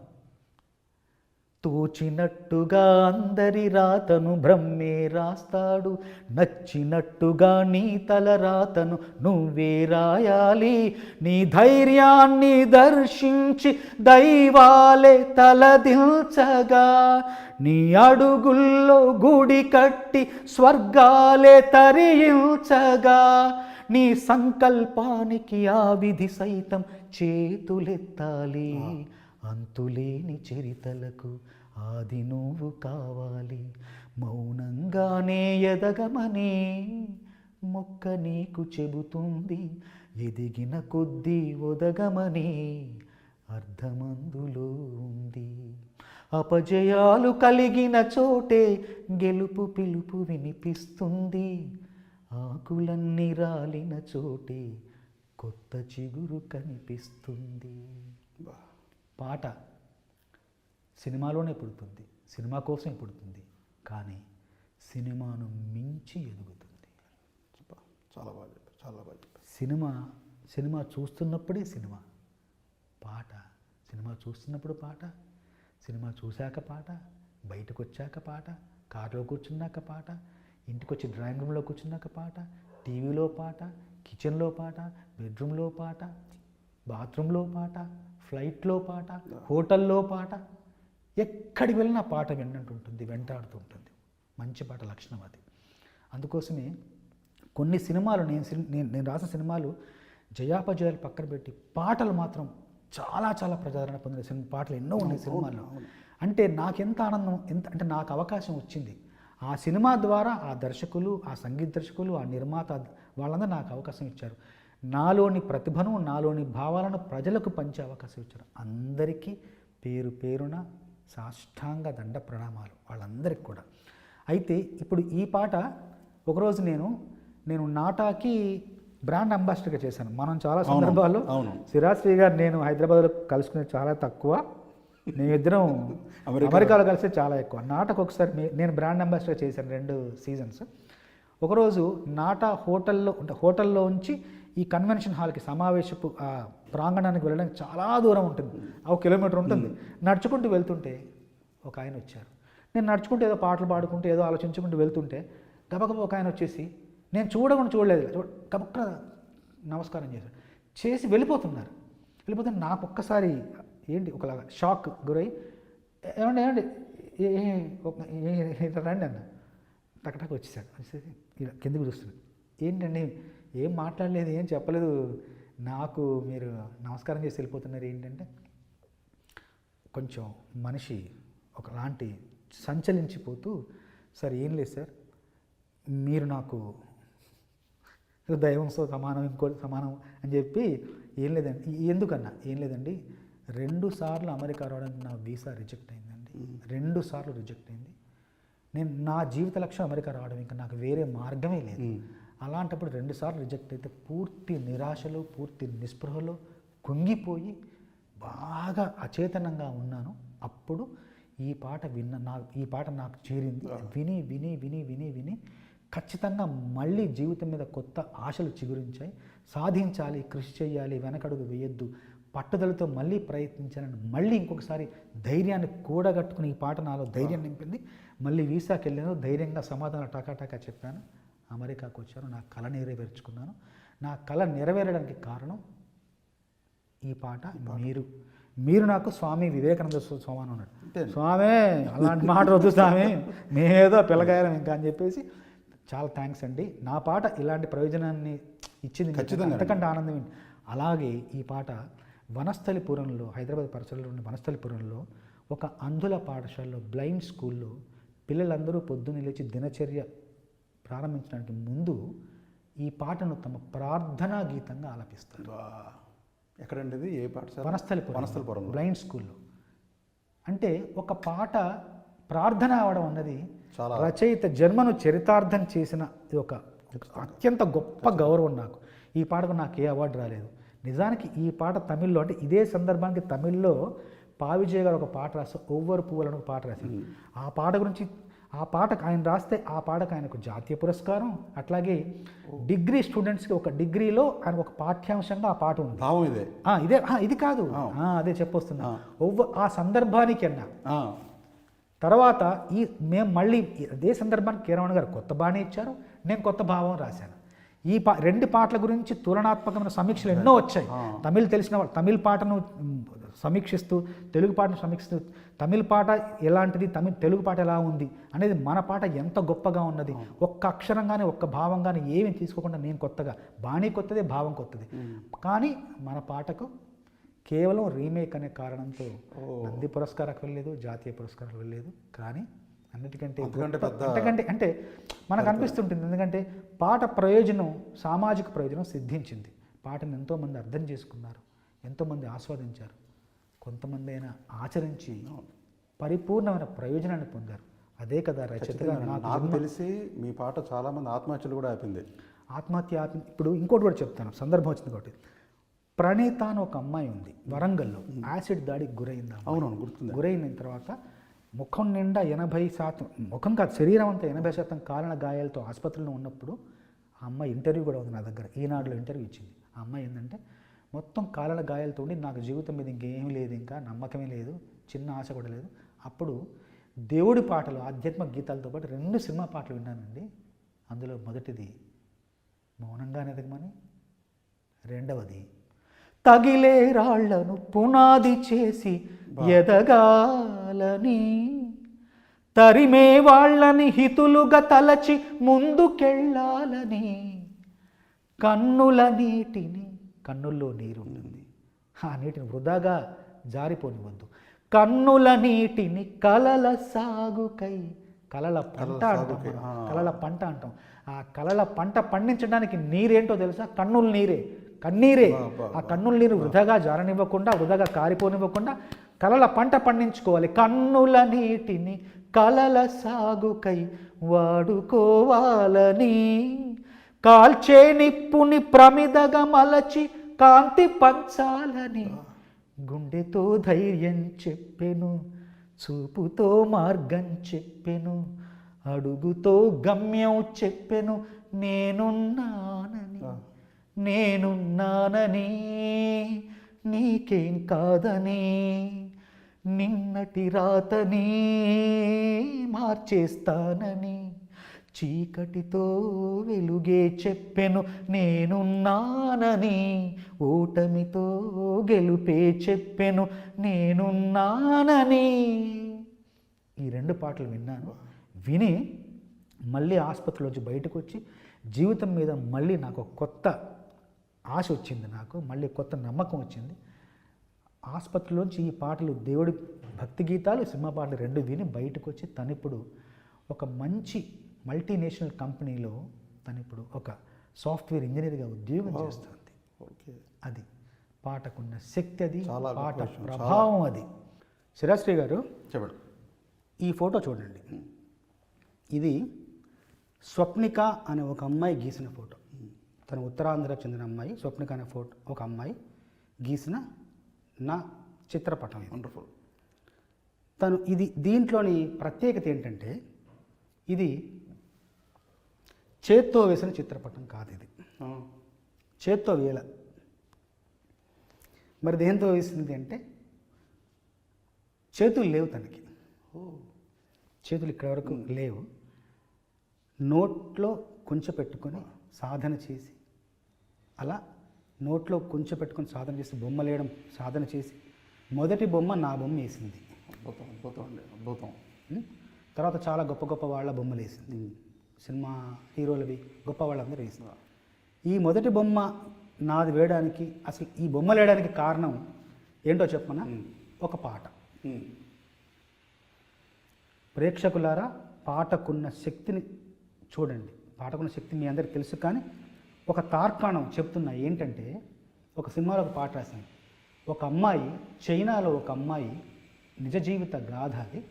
ఒక 13 ఏళ్ళప్పుడు ఆ అమ్మాయి గాలిపటం ఎగరేస్తూ ట్రాన్స్ఫార్మర్కి ఆ గాలిపటం తగిలి మొత్తానికి చేతులు కోల్పోతుంది, ఇక్కడ చేతులు కోల్పోతుంది. అప్పుడు ఆ అమ్మాయి చేతులు కోల్పోయిన ఒక సంకల్పంతో, ఒక విశ్వాసంతో, కాళ్ళతోటి పెన్ను బట్టి కాళ్ళతోనే రాయడం, కాళ్ళతోనే కంప్యూటరు క్యాల్కులేటర్ ఆపరేట్ చేయడం, కాళ్ళతోటే చదవడం చేసి MBBS చేసింది. అట్లాగే పారా ఒలింపిక్స్లో తను గోల్డ్ మెడల్ సాధించింది. ఇది అమ్మాయి నిజ జీవితంలో జరిగిన సంఘటన ఇది. దాన్ని ఆధారంగా సినిమా తీశారు చైనాలో. దాన్ని ఇంగ్లీష్లోకి ఇన్విజిబుల్ వింగ్స్ అని ఒక అనువదించారు. దాన్ని తెలుగులోకి నింగి నేల నాదే అన్న చిత్రంగా వచ్చింది తెలుగులో. చైనీస్ సినిమాలో పాటలు ఏం లేవు. నేను తెలుగులో ఇదంతా చూసి ఒక పాట రాయమన్నారు సుధా గారు, జగన్ గారు అని మిత్రులు. పాట రాశాను. ఆ పాట ఏంటయ్యా అంటే, ఆరాటం ముందు ఆటంకం ఎంత, సంకల్పం ముందు వైకల్యం ఎంత, దృఢచిత్తం ముందు దురదృష్టం ఎంత, ఎదురీత ముందు విధిరాత ఎంత, నమ్మకము పట్టుదల నా రెండు రెక్కలుగా, ఎగిరేస్తా ఏలేస్తా నా ఆశలాకాశాన్నంతా. ఆరాటం ముందు ఆటంకం ఎంత, సంకల్పం ముందు వైకల్యం ఎంత, చేజారెను చేతులు చెదిరేను గీతలు, చేజారెను చేతులు చెదిరేను గీతలు, బెదిరించిన బాధలే వివరించెను బోధలు, పాదాలను పిడికిలిగా నా గుండెను గుప్పిటగా, మలిచేస్తా గెలిచేస్తా సంతోషపు సామ్రాజ్యాన్నంతా.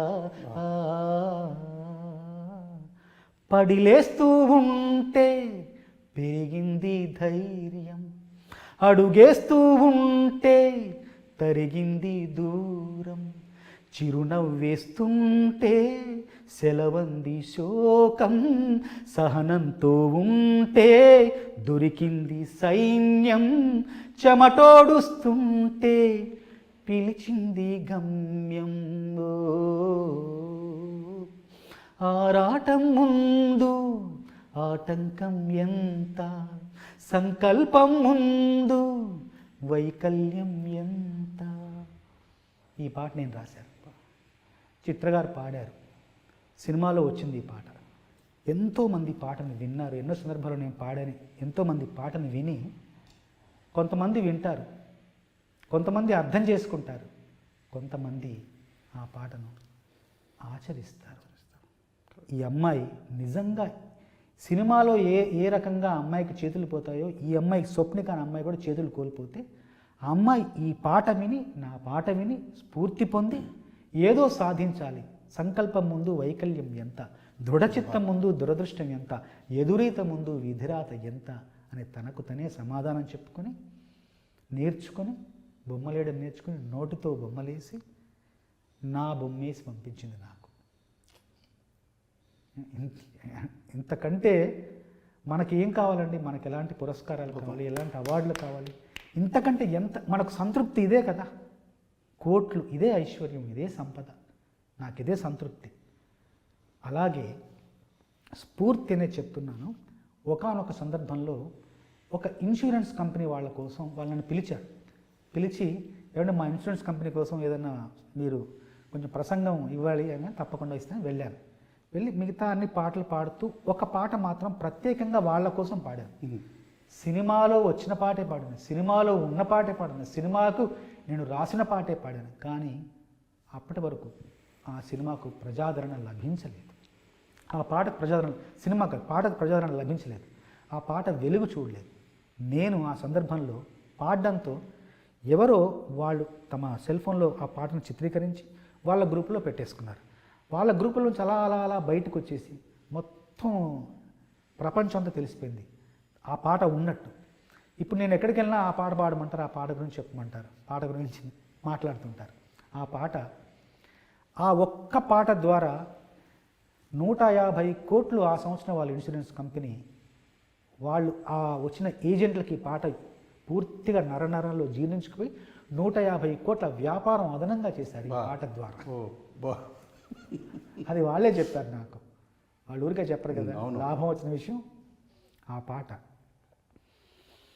ఎవరేమీ అనుకున్న నువ్వుండే రాజ్యాన, రాజు నువ్వే, బంటు నువ్వే, మంత్రి నువ్వే, సైన్యం నువ్వే, ఏదైనా ఏమైనా నువ్వెళ్ళే బడిలోన, పలక నువ్వే, బలపం నువ్వే, ప్రశ్న నువ్వే, బదులు నువ్వే, అన్నీ నువ్వే కావాలి, అనునిత్యం పోరాడాలి, అనుకున్నది సాధించాలి, ఎవరేమీ అనుకున్న నువ్వుండే రాజ్యాన, రాజు నువ్వే, బంటు నువ్వే, మంత్రి నువ్వే, సైన్యం నువ్వే, అన్నీ నువ్వే.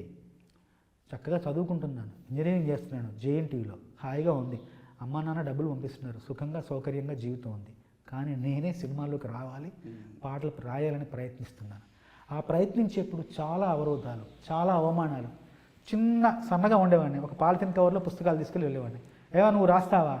వెళ్ళవయ్యా, మాకు అందరు రాసేవాళ్ళు ఉన్నారు. వద్దు బాబు, ఒకటి వినండి సార్. వద్దు నాన్న, వద్దా, టైం వేస్ట్ చేయదు. ఇలాగా చాలా సందర్భాల్లో అవమానాలు, తిరస్కారాలన్నీ ఎదుర్కొన్నాను. నేను ఇంటికి వచ్చి కూర్చుని ఆలోచించేవాడిని, అవసరమా మనకి ఇవన్నీ, ఈ తిరస్కారాలు అవసరం, హాయిగా గడిచిపోతుంది కదా జీవితం, ఇంజనీరింగ్ చేస్తే ఉద్యోగం వస్తుంది, ఇదంతా అవసరమా అనుకున్నా. కానీ మళ్ళీ లేదు లేదు లేదు, ఇవన్నీ ఆటలో భాగమే. ఇవంతా కూడా ఒక్కసారి నిర్ణయించుకొని, నిశ్చయించుకొని, ఎన్ని అవమానాలు వచ్చాయి మనకు? 2, 3, 4. సరే, 100 అవమానాలు పెట్టుకుందాం. 100 అవమానాలు దాటిన తర్వాత మనం ఇంక ఈ సినిమా రంగం వైపు చూడొద్దు. చూద్దాం, లెక్కేసుకుందాం. 1, 2 రాసుకుంటూ పోయాను.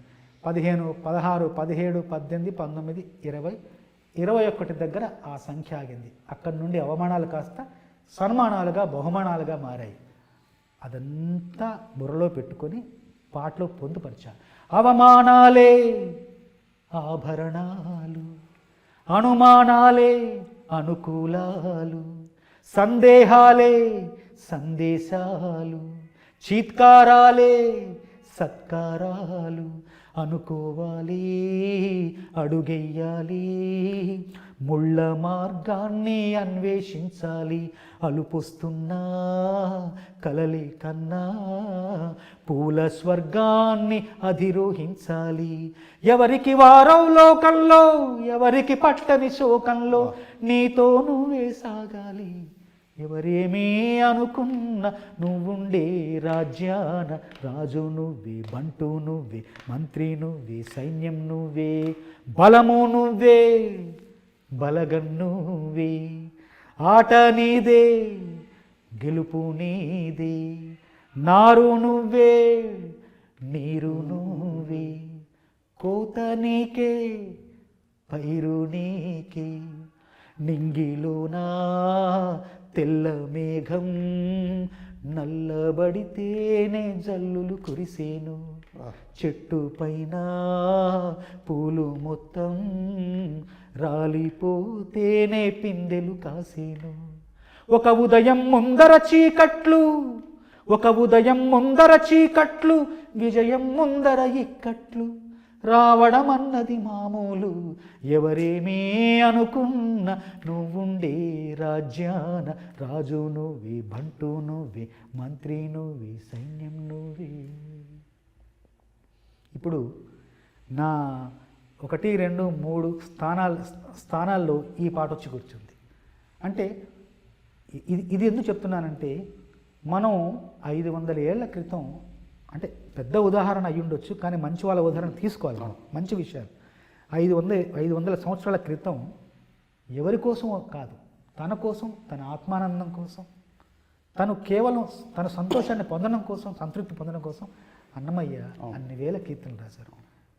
పేరు కోసం, కీర్తి కోసం, ప్రాభవం కోసం, గుర్తింపు కోసం కాదు, తన సంతోషం కోసం రాసుకున్నారు. ఎక్కడెక్కడ రాశారు, రాగిరేకుల మీద రాశారు, తాళపత్రాల మీద రాశారు, బండల మీద రాశారు, శిలల మీద రాశారు, వదిలేశారు. కానీ మంచి విషయాలను 500 ఏళ్ల క్రితమైనా సరే తవ్వి తీస్తాం. ఖచ్చితంగా నాకు తవ్వి తీస్తాం. ఈ పాట వినగానే నాకు గుర్తొచ్చిందండి, ఇది బడ్జెట్ పద్మనాభం సినిమాలో పాట.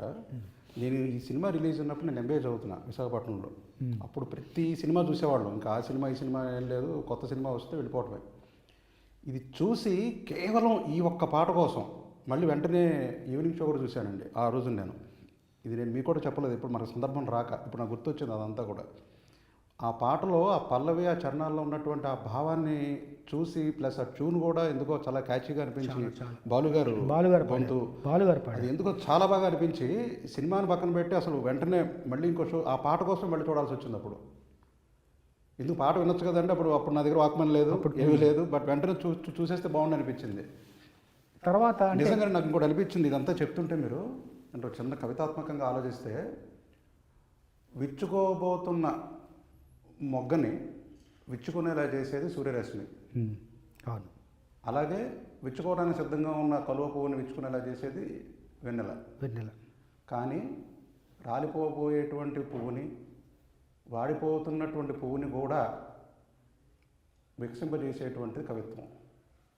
అది నాకు అనిపించింది. మీ పాట వింటుంటే నాకు ఇందాక మీరు చెప్పినటువంటి ఉదాహరణలన్నీ కూడా స్వప్నిక గారిది కానీ, ఎవరిదైనా కూడా ప్రణీతది కానీ ప్రణీత గారిది కానీ ఆ అమెరికాలో అబ్బాయిది కానీ అందరిది అందరి సందర్భాలు కూడా నాకు అలాగే అనిపించాయి. అంటే నాకు అనిపించేది ఏంటంటే కవిత్వం యొక్క సాహిత్యం యొక్క పాట యొక్క పరమ ప్రయోజనం పరమ లక్ష్యం ప్రేక్షకుని శ్రోతను రంజింపచేయడమే కాకుండా అతని నడవడికను అతని ప్రవర్తన అతని జీవితాన్ని మార్చగలిగేలా ఉండడమే పాట యొక్క పరమ లక్ష్యం పరమ ప్రయోజనం.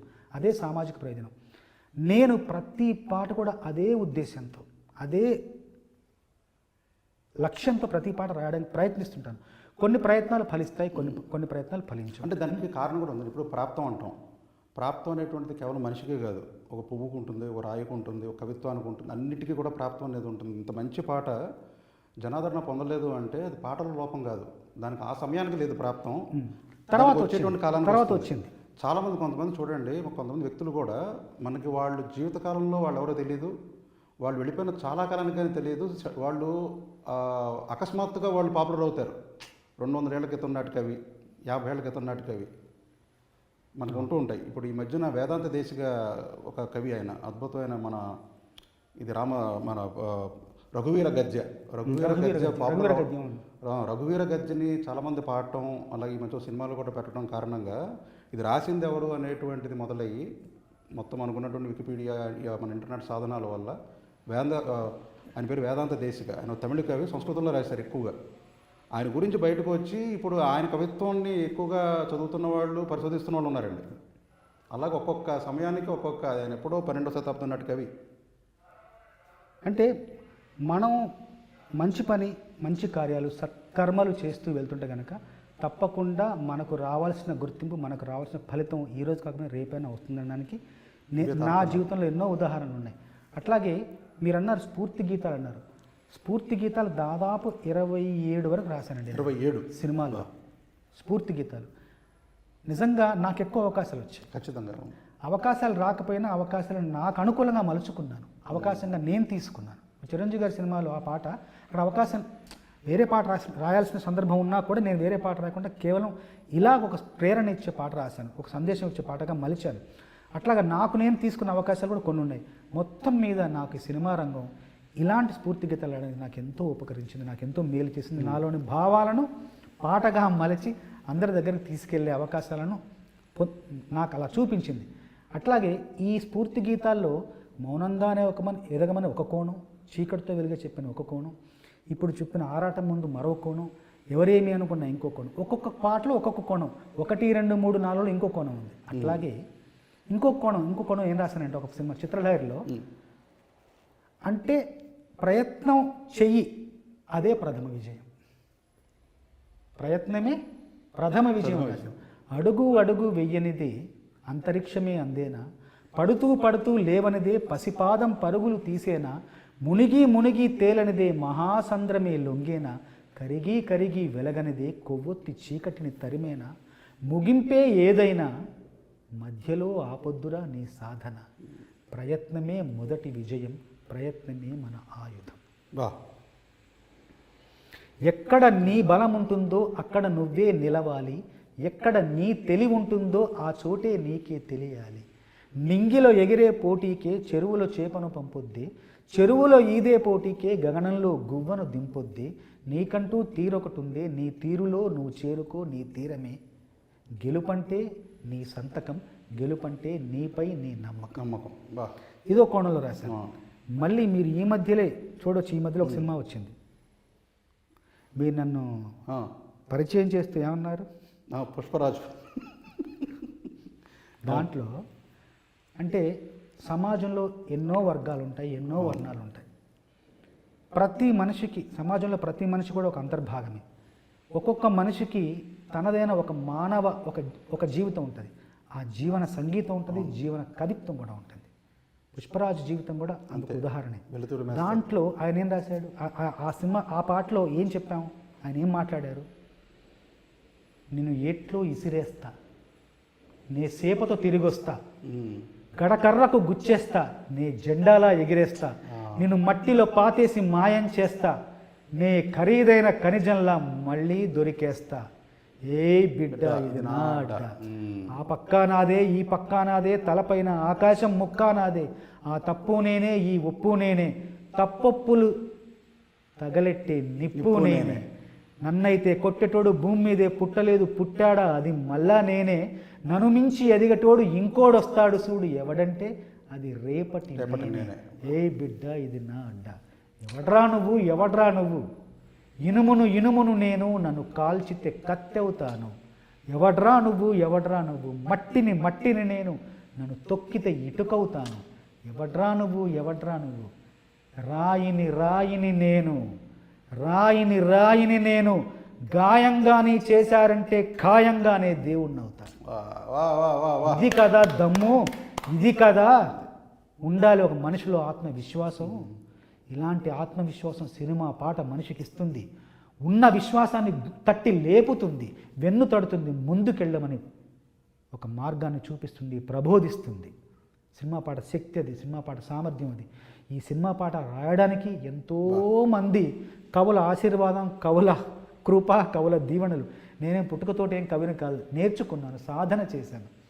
దీనికి ఎంతోమంది చిన్నప్పుడు సాహిత్యం చదివాను, పెద్ద అయిన తర్వాత వీళ్ళందరి ఆత్రేయ గారు, పేటూరి గారు, శ్రీశ్రీ గారు, సిరివెన్నెల గారు, ఆరుద్ర, సముద్రాల జూనియర్, సీనియర్ ఎంతోమంది కవులను ఆరాధించారు. పోతన, వేమన, సోమన ఎంతోమంది కవులను ఆరాధించి వాళ్ళందరినీ ప్రతిరోజు నిత్యం పఠిస్తూ, నిత్యం చదువుతూ, నిత్యం నాతోనే ఉంటారు వాళ్ళంతా. నిజంగా అలా ఉండడం అంటే నేను ఇప్పుడే చెప్పాను, పాట రాయడం రోజు ఉంటుంది కానీ పఠించడం రోజు ఉంటుందని.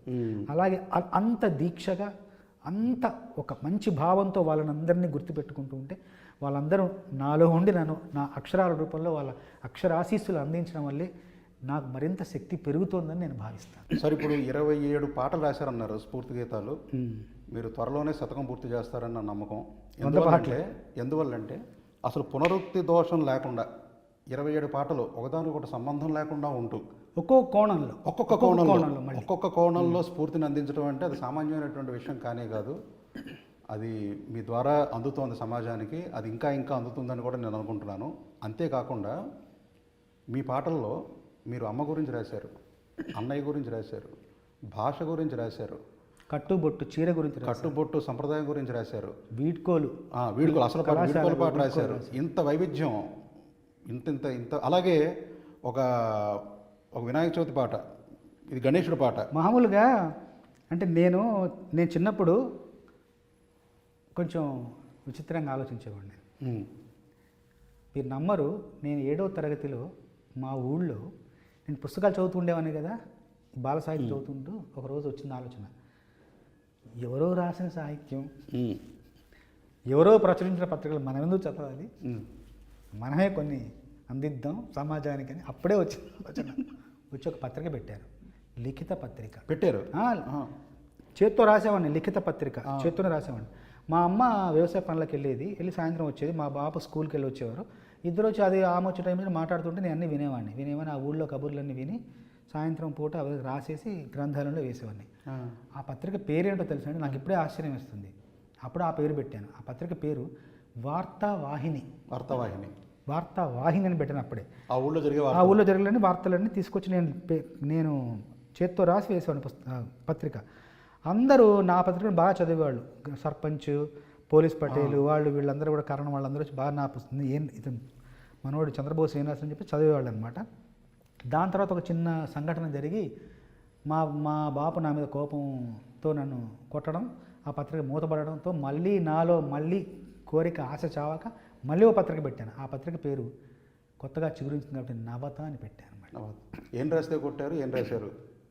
ఏం లేదు, అప్పుడు ఒకరోజు వార్త లేకపోయేసరికి ఏం చేశానంటే నా దగ్గర అప్పుడు ఆవు దూడ స్టాంప్ ఒకటి ఉండే, ఆవు దూడ, అప్పుడు ఏదో ఎలక్షన్కి సంబంధించి ఆవు దూడ స్టాంప్ ఉంటే ఈ ఆవు దూడను కొట్టేసి చక్కగా స్టాంప్ వేసేసి, ఆవు పాలు ఆరోగ్యానికి చాలా మంచి చేస్తుంది, అన్ని రకాలుగా బాగుంటుంది, ఆవు పాలు తాగితే శరీరం దృఢంగా ఉంటుంది, ఎముకలు గట్టిగా ఉంటాయి, ఇలా రకరకాలుగా నాకు తెలిసిన సమాచారంతో ఒక వ్యాసం రాద్దామని అనుకున్నాను. అని ఆవు దూడ స్టాంప్ ఇలా కొట్టేసరికి సరిగ్గా పడక బక్క చిక్కిన దూడ వచ్చేసింది. దాంతో ఏం చేశానంటే, అమ్మ ఇప్పుడు వ్యాసం మార్చాలి, ప్లేట్ తిప్పాలి అని చెప్పేసి ఆలోచించి ఏం చేశానంటే, ఊళ్ళో పశువుల వైద్యశాల ఉంది, దాన్ని చేసుకుని పశువుల వైద్యశాల ఉన్న బక్క చిక్కిన ఒక ఆవు దీన గాథ అని పెట్టాను హెడ్. పెట్టి వార్త రాసాం. బొమ్మ చూసి రాయాలి కదా, రాసాం. గట్టిగా అంటే రాసామండి, వేరే మొత్తం బక్క చిక్కిపోయింది అక్కడ, ఇంకేం లేదు అక్కడ, శిథిలమైపోతే నేను అలా రాశాను. ఆసుపత్రి వారి మనోభావాలు దెబ్బతిన్నాయి. గట్టిగా దెబ్బతినడంతో ఆయన వచ్చి మా బాబుకి చెప్పారు, సార్ మీరు గవర్నమెంట్ ఎంప్లాయ్, నేను గవర్నమెంట్ ఎంప్లాయ్, మీ అబ్బాయి ఇలాంటి రాతలు రాస్తే నా ఊళ్ళో నా పరవేం కావాలి, నేను సరిగ్గా నేనే ఉద్యోగం నా విధి నిర్వహించట్లేదా, నా కర్తవ్యం నిర్వహించట్లేదా, మీ అబ్బాయి ఇలా రేణుపోని రాత్రి అవాకులు చవాకులు రాస్తున్నారు మా మీద, మేము ఉండాలా పోవాలా, మీ అబ్బాయి కొంచెం బుద్ధి చెప్పండి అనగానే మా బాబు స్కూల్ నుండి చేరాయి, నువ్వేం చదివి, నువ్వు 7వ తరగతి చదువుతున్నావు, నీకెందుకు రా ఈ కథలు ఇవన్నీ అని చెప్పేసి నన్ను ఫుల్గా వాయించేశాడు. దాంతో దెబ్బకి ఇంకా ఏం చేస్తానంటే అనివార్య కారణాల వల్ల పత్రికను మూసివేయడం జరిగింది, దానికి చింతిస్తున్నాము అని చెప్పేసి మళ్ళీ కొన్నాళ్ళకి మళ్ళీ కొత్త పత్రికతో మళ్ళీ కొత్త పేరుతో మళ్ళీ నవత వచ్చింది. అంటే చిన్నప్పుడే వార్తావాహిని, నవత అలాంటి పేర్లు పెట్టి అలా శీర్షికలతో. అంటే మీరు మొట్టమొదటిగా మీరు జర్నలిస్టు ప్రవృత్తి రీత్యా. అయితే అప్పుడు నేను తర్వాత నాకు కొంచెం ఆధ్యాత్మిక భావాలు కూడా, గుడి ఉంది కదా, ఆధ్యాత్మిక భావాలు ఎక్కువ. ఇంట్లోనే ఒక గదిని చిన్న దేవాలయంగా మార్చి దానికి విఘ్నేష్ మందిర్ అని పెట్టాను. విఘ్నేష్ మందిర్ అని పెట్టి పూజలు ఇవన్నీ చేసేవాడు. చాలా సరదాగా ఉండే చిన్నప్పుడు. అలాగా గణపతి గురించి నాకు చాలా ఇష్టం, చాలా ప్రేమ వినాయకుడు అంటే. వినాయకుడి గురించి రాసే అవకాశం సినిమాలో వచ్చింది. రావడంతో వినాయకుడి స్థల పురాణం కానీ, వినాయకుడు పుట్టిన వినాయకుడు ఒక క్షేత్ర పురాణం కానీ, ఒక క్షేత్రంలో వినాయకుడు కానీ, లేదంటే వినాయకుడి జన్మ వృత్తాంతం కానీ, వినాయకుడి లీలలు కానీ, వినాయకుడి మహిమలు కానీ, ఇవన్నీ చాలా పాటల్లో విన్నాను. నేను చిన్నప్పటి నుండి వినాయకుడి భక్తుల్ని, ఎన్నో పాటలు విన్నాను, నాకు ఏది గుర్తులేదు. అన్నీ ఒకే వస్తుంటాయి పోతుంటాయి. వినాయకుడి గురించి నేను వినాయకుడి భక్తుల్ని, మరి నేనేం రాయాలి, సమాజానికి కొత్తగా ఏం చెప్పాలి అని ఒక ఆలోచన వచ్చి, లేదు కొత్తగా చెప్దాం, వినాయకుడి గురించి కూడా కొత్తగా చెప్పాలి, అది 10 మందికి ఉపకరించే విధంగా ఉండాలి, ఉపయోగం కలిగే విధంగా ఉండాలని ఆలోచించి, నంది మో నాన్నకి, సింహం మీ అమ్మకి, వాహనమై ఉండలేదా, ఎలకేమో తమరికి, నెమలేమో తంబికి, రథమల్లే మారలేదా, పలుజాతుల భిన్నత్వం కనిపిస్తున్నా, కలిసుంటూ ఏకత్వం బోధిస్తున్నా, ఎందుకు మాకి హింసావాదం, ఎదిగేటందుకు అది ఆటంకం, నేర్పర మాకు సోదర భావం, మార్పులు మాలు కలిగేలా ఇవ్వు భరోసా గణేశ. జై జై గణేశ, జై కొడత గణేశ, జయములివ్వు బుజ్జి గణేశ, హాయ్ హాయ్ గణేశ, అడిగేస్తా గణేశ, అభయమివ్వు బొజ్జ గణేశ, చందాలను అడిగిన దాదాలను దండిగా, దంతంతో దంచయ్యా, లంచాలను మరిగిన నాయకులను నేరుగా తొండంతో తొక్కవయ్యా, ఆ చుక్కల దారుల్లో వస్తూ వస్తూ, ఇక్కడే చమత్కారం, కవి చమత్కారం, ఆ చుక్కల దారుల్లో వస్తూ వస్తూ, మా సరుకుల ధరలన్నీ దించాలయ్యా, మాలో చెడునే ముంచాలయ్యా, లోలో అహమే వంచాలయ్యా, నీలో తెలివే పంచాలయ్యా, ఇంతకు మించి అడిగేందుకు లేదు దురాశ అని అడిగేశాం. అద్భుతం. జై జై గణేశ, జై కొడత గణేశ, జయములివ్వు బుజ్జి గణేశ, లోకం నలుమూలలా లేదయ్యా కులాస, దేశం పలువైపులా ఏదో రభస, మోసం జనసంఖ్యలా ఉందయ్యా హమేష, పాపం హిమగిరులుగా పెరిగెను తెలుసా, చిట్టి ఎలుకను ఎక్కి గట్టి కుడుములు మెక్కి, చిక్కు విడిపించగా నడిపించగ చేయి తమాష గణేశ. ఇందాక మీరు కవి చమత్కారం అంటే ఒకటి అనిపించింది. కవి చమత్కారం చేయాలని చెప్పని చేయటం ఒకటి, ఒక్కొక్కసారి చమత్కారం అయిపోతుంది, అంటే మన ప్రమేయం ఉండదు, మన యొక్క ప్రయత్నం లేకుండా కూడా. తర్వాత ఎప్పుడో వింటున్నప్పుడు ఆహా ఇది కూడా ఉంది అని చెప్పి మనం సంభ్రమాశ్చర్యాలకు గురవుతూ ఉంటాం. అవును. ఇప్పుడు ఉదాహరణకి ఒక చిన్నది రాశానండి ఆ మధ్యన ఒకటి, దాంట్లో పాటలో చివరిలో వచ్చేటువంటిది ఏంటంటే 2 పదాలు, ఇది వరమివ్వు మా శంకర, వరమివ్వు మా శంకర. అది పాడుతున్నప్పుడు వరమివ్వు మా శంకర, ఉమాశంకర వచ్చింది అందులో. ఉమాశంకర రాద్దామని రాయలా, సౌండింగ్ ధ్వనిలో ఉమాశంకర ఉంటుంది. అది నేను రాసింది వరమివ్వు మా శంకర అనే.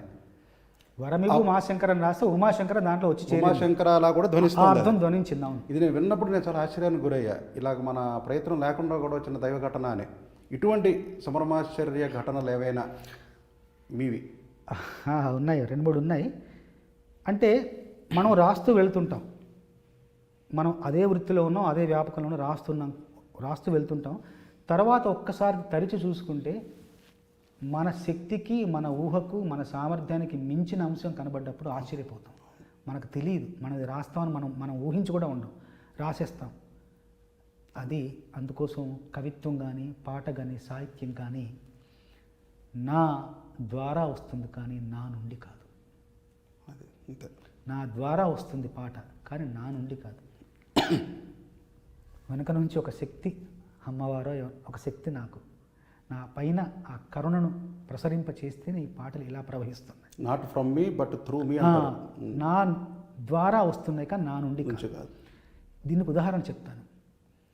చూద్దాం ఆకాశం అంతం, వేద్దాం అక్కడే పాదం. విక్రమసింహ సినిమాలో రజనీకాంత్ గారికి రెహమాన్ గారి బాణికి రాసిన పాటలో ఒక చోట రాశాను, మనసు ధనసు మాట బాణం ఎప్పుడైనా తప్పబోదు అని రాశాను. మనసు ధనసు మాట బాణం ఎప్పుడైనా తప్పబోదు అని రాశాను. మామూలు యథాలాపంగా నేను రాశాను, మనసు ధనసు దాంట్లో ఒక మాట వస్తుంది, గురి తప్పబోదు అని రాశాను, అయిపోయింది, పక్కన పెట్టేశాను. పాండమిక్లో నేను లలితా సహస్రనామం బాగా చదువుతాను. పాండమిక్లో ఈసారి భాష్యం చదివాను. ఇది నమ్మండి, భాష్యం చదివినప్పుడు ఒక చోట మనోరూపేక్షు కోదండ పంచతన్మాత్ర సాయక దాని అర్థం చదువుతుంటే, మనోరూపేక్షు కోదండ పంచతన్మాత్ర సాయకం అంటే బాణం, పంచతన్మాత్రలు అంటే పంచభూతాల యొక్క సూక్ష్మాంశాలు. ఏంటివి? శబ్ద స్పర్శ రసరూప గంధాలు. ఇవి 5 బాణాలు. ఎవరికి?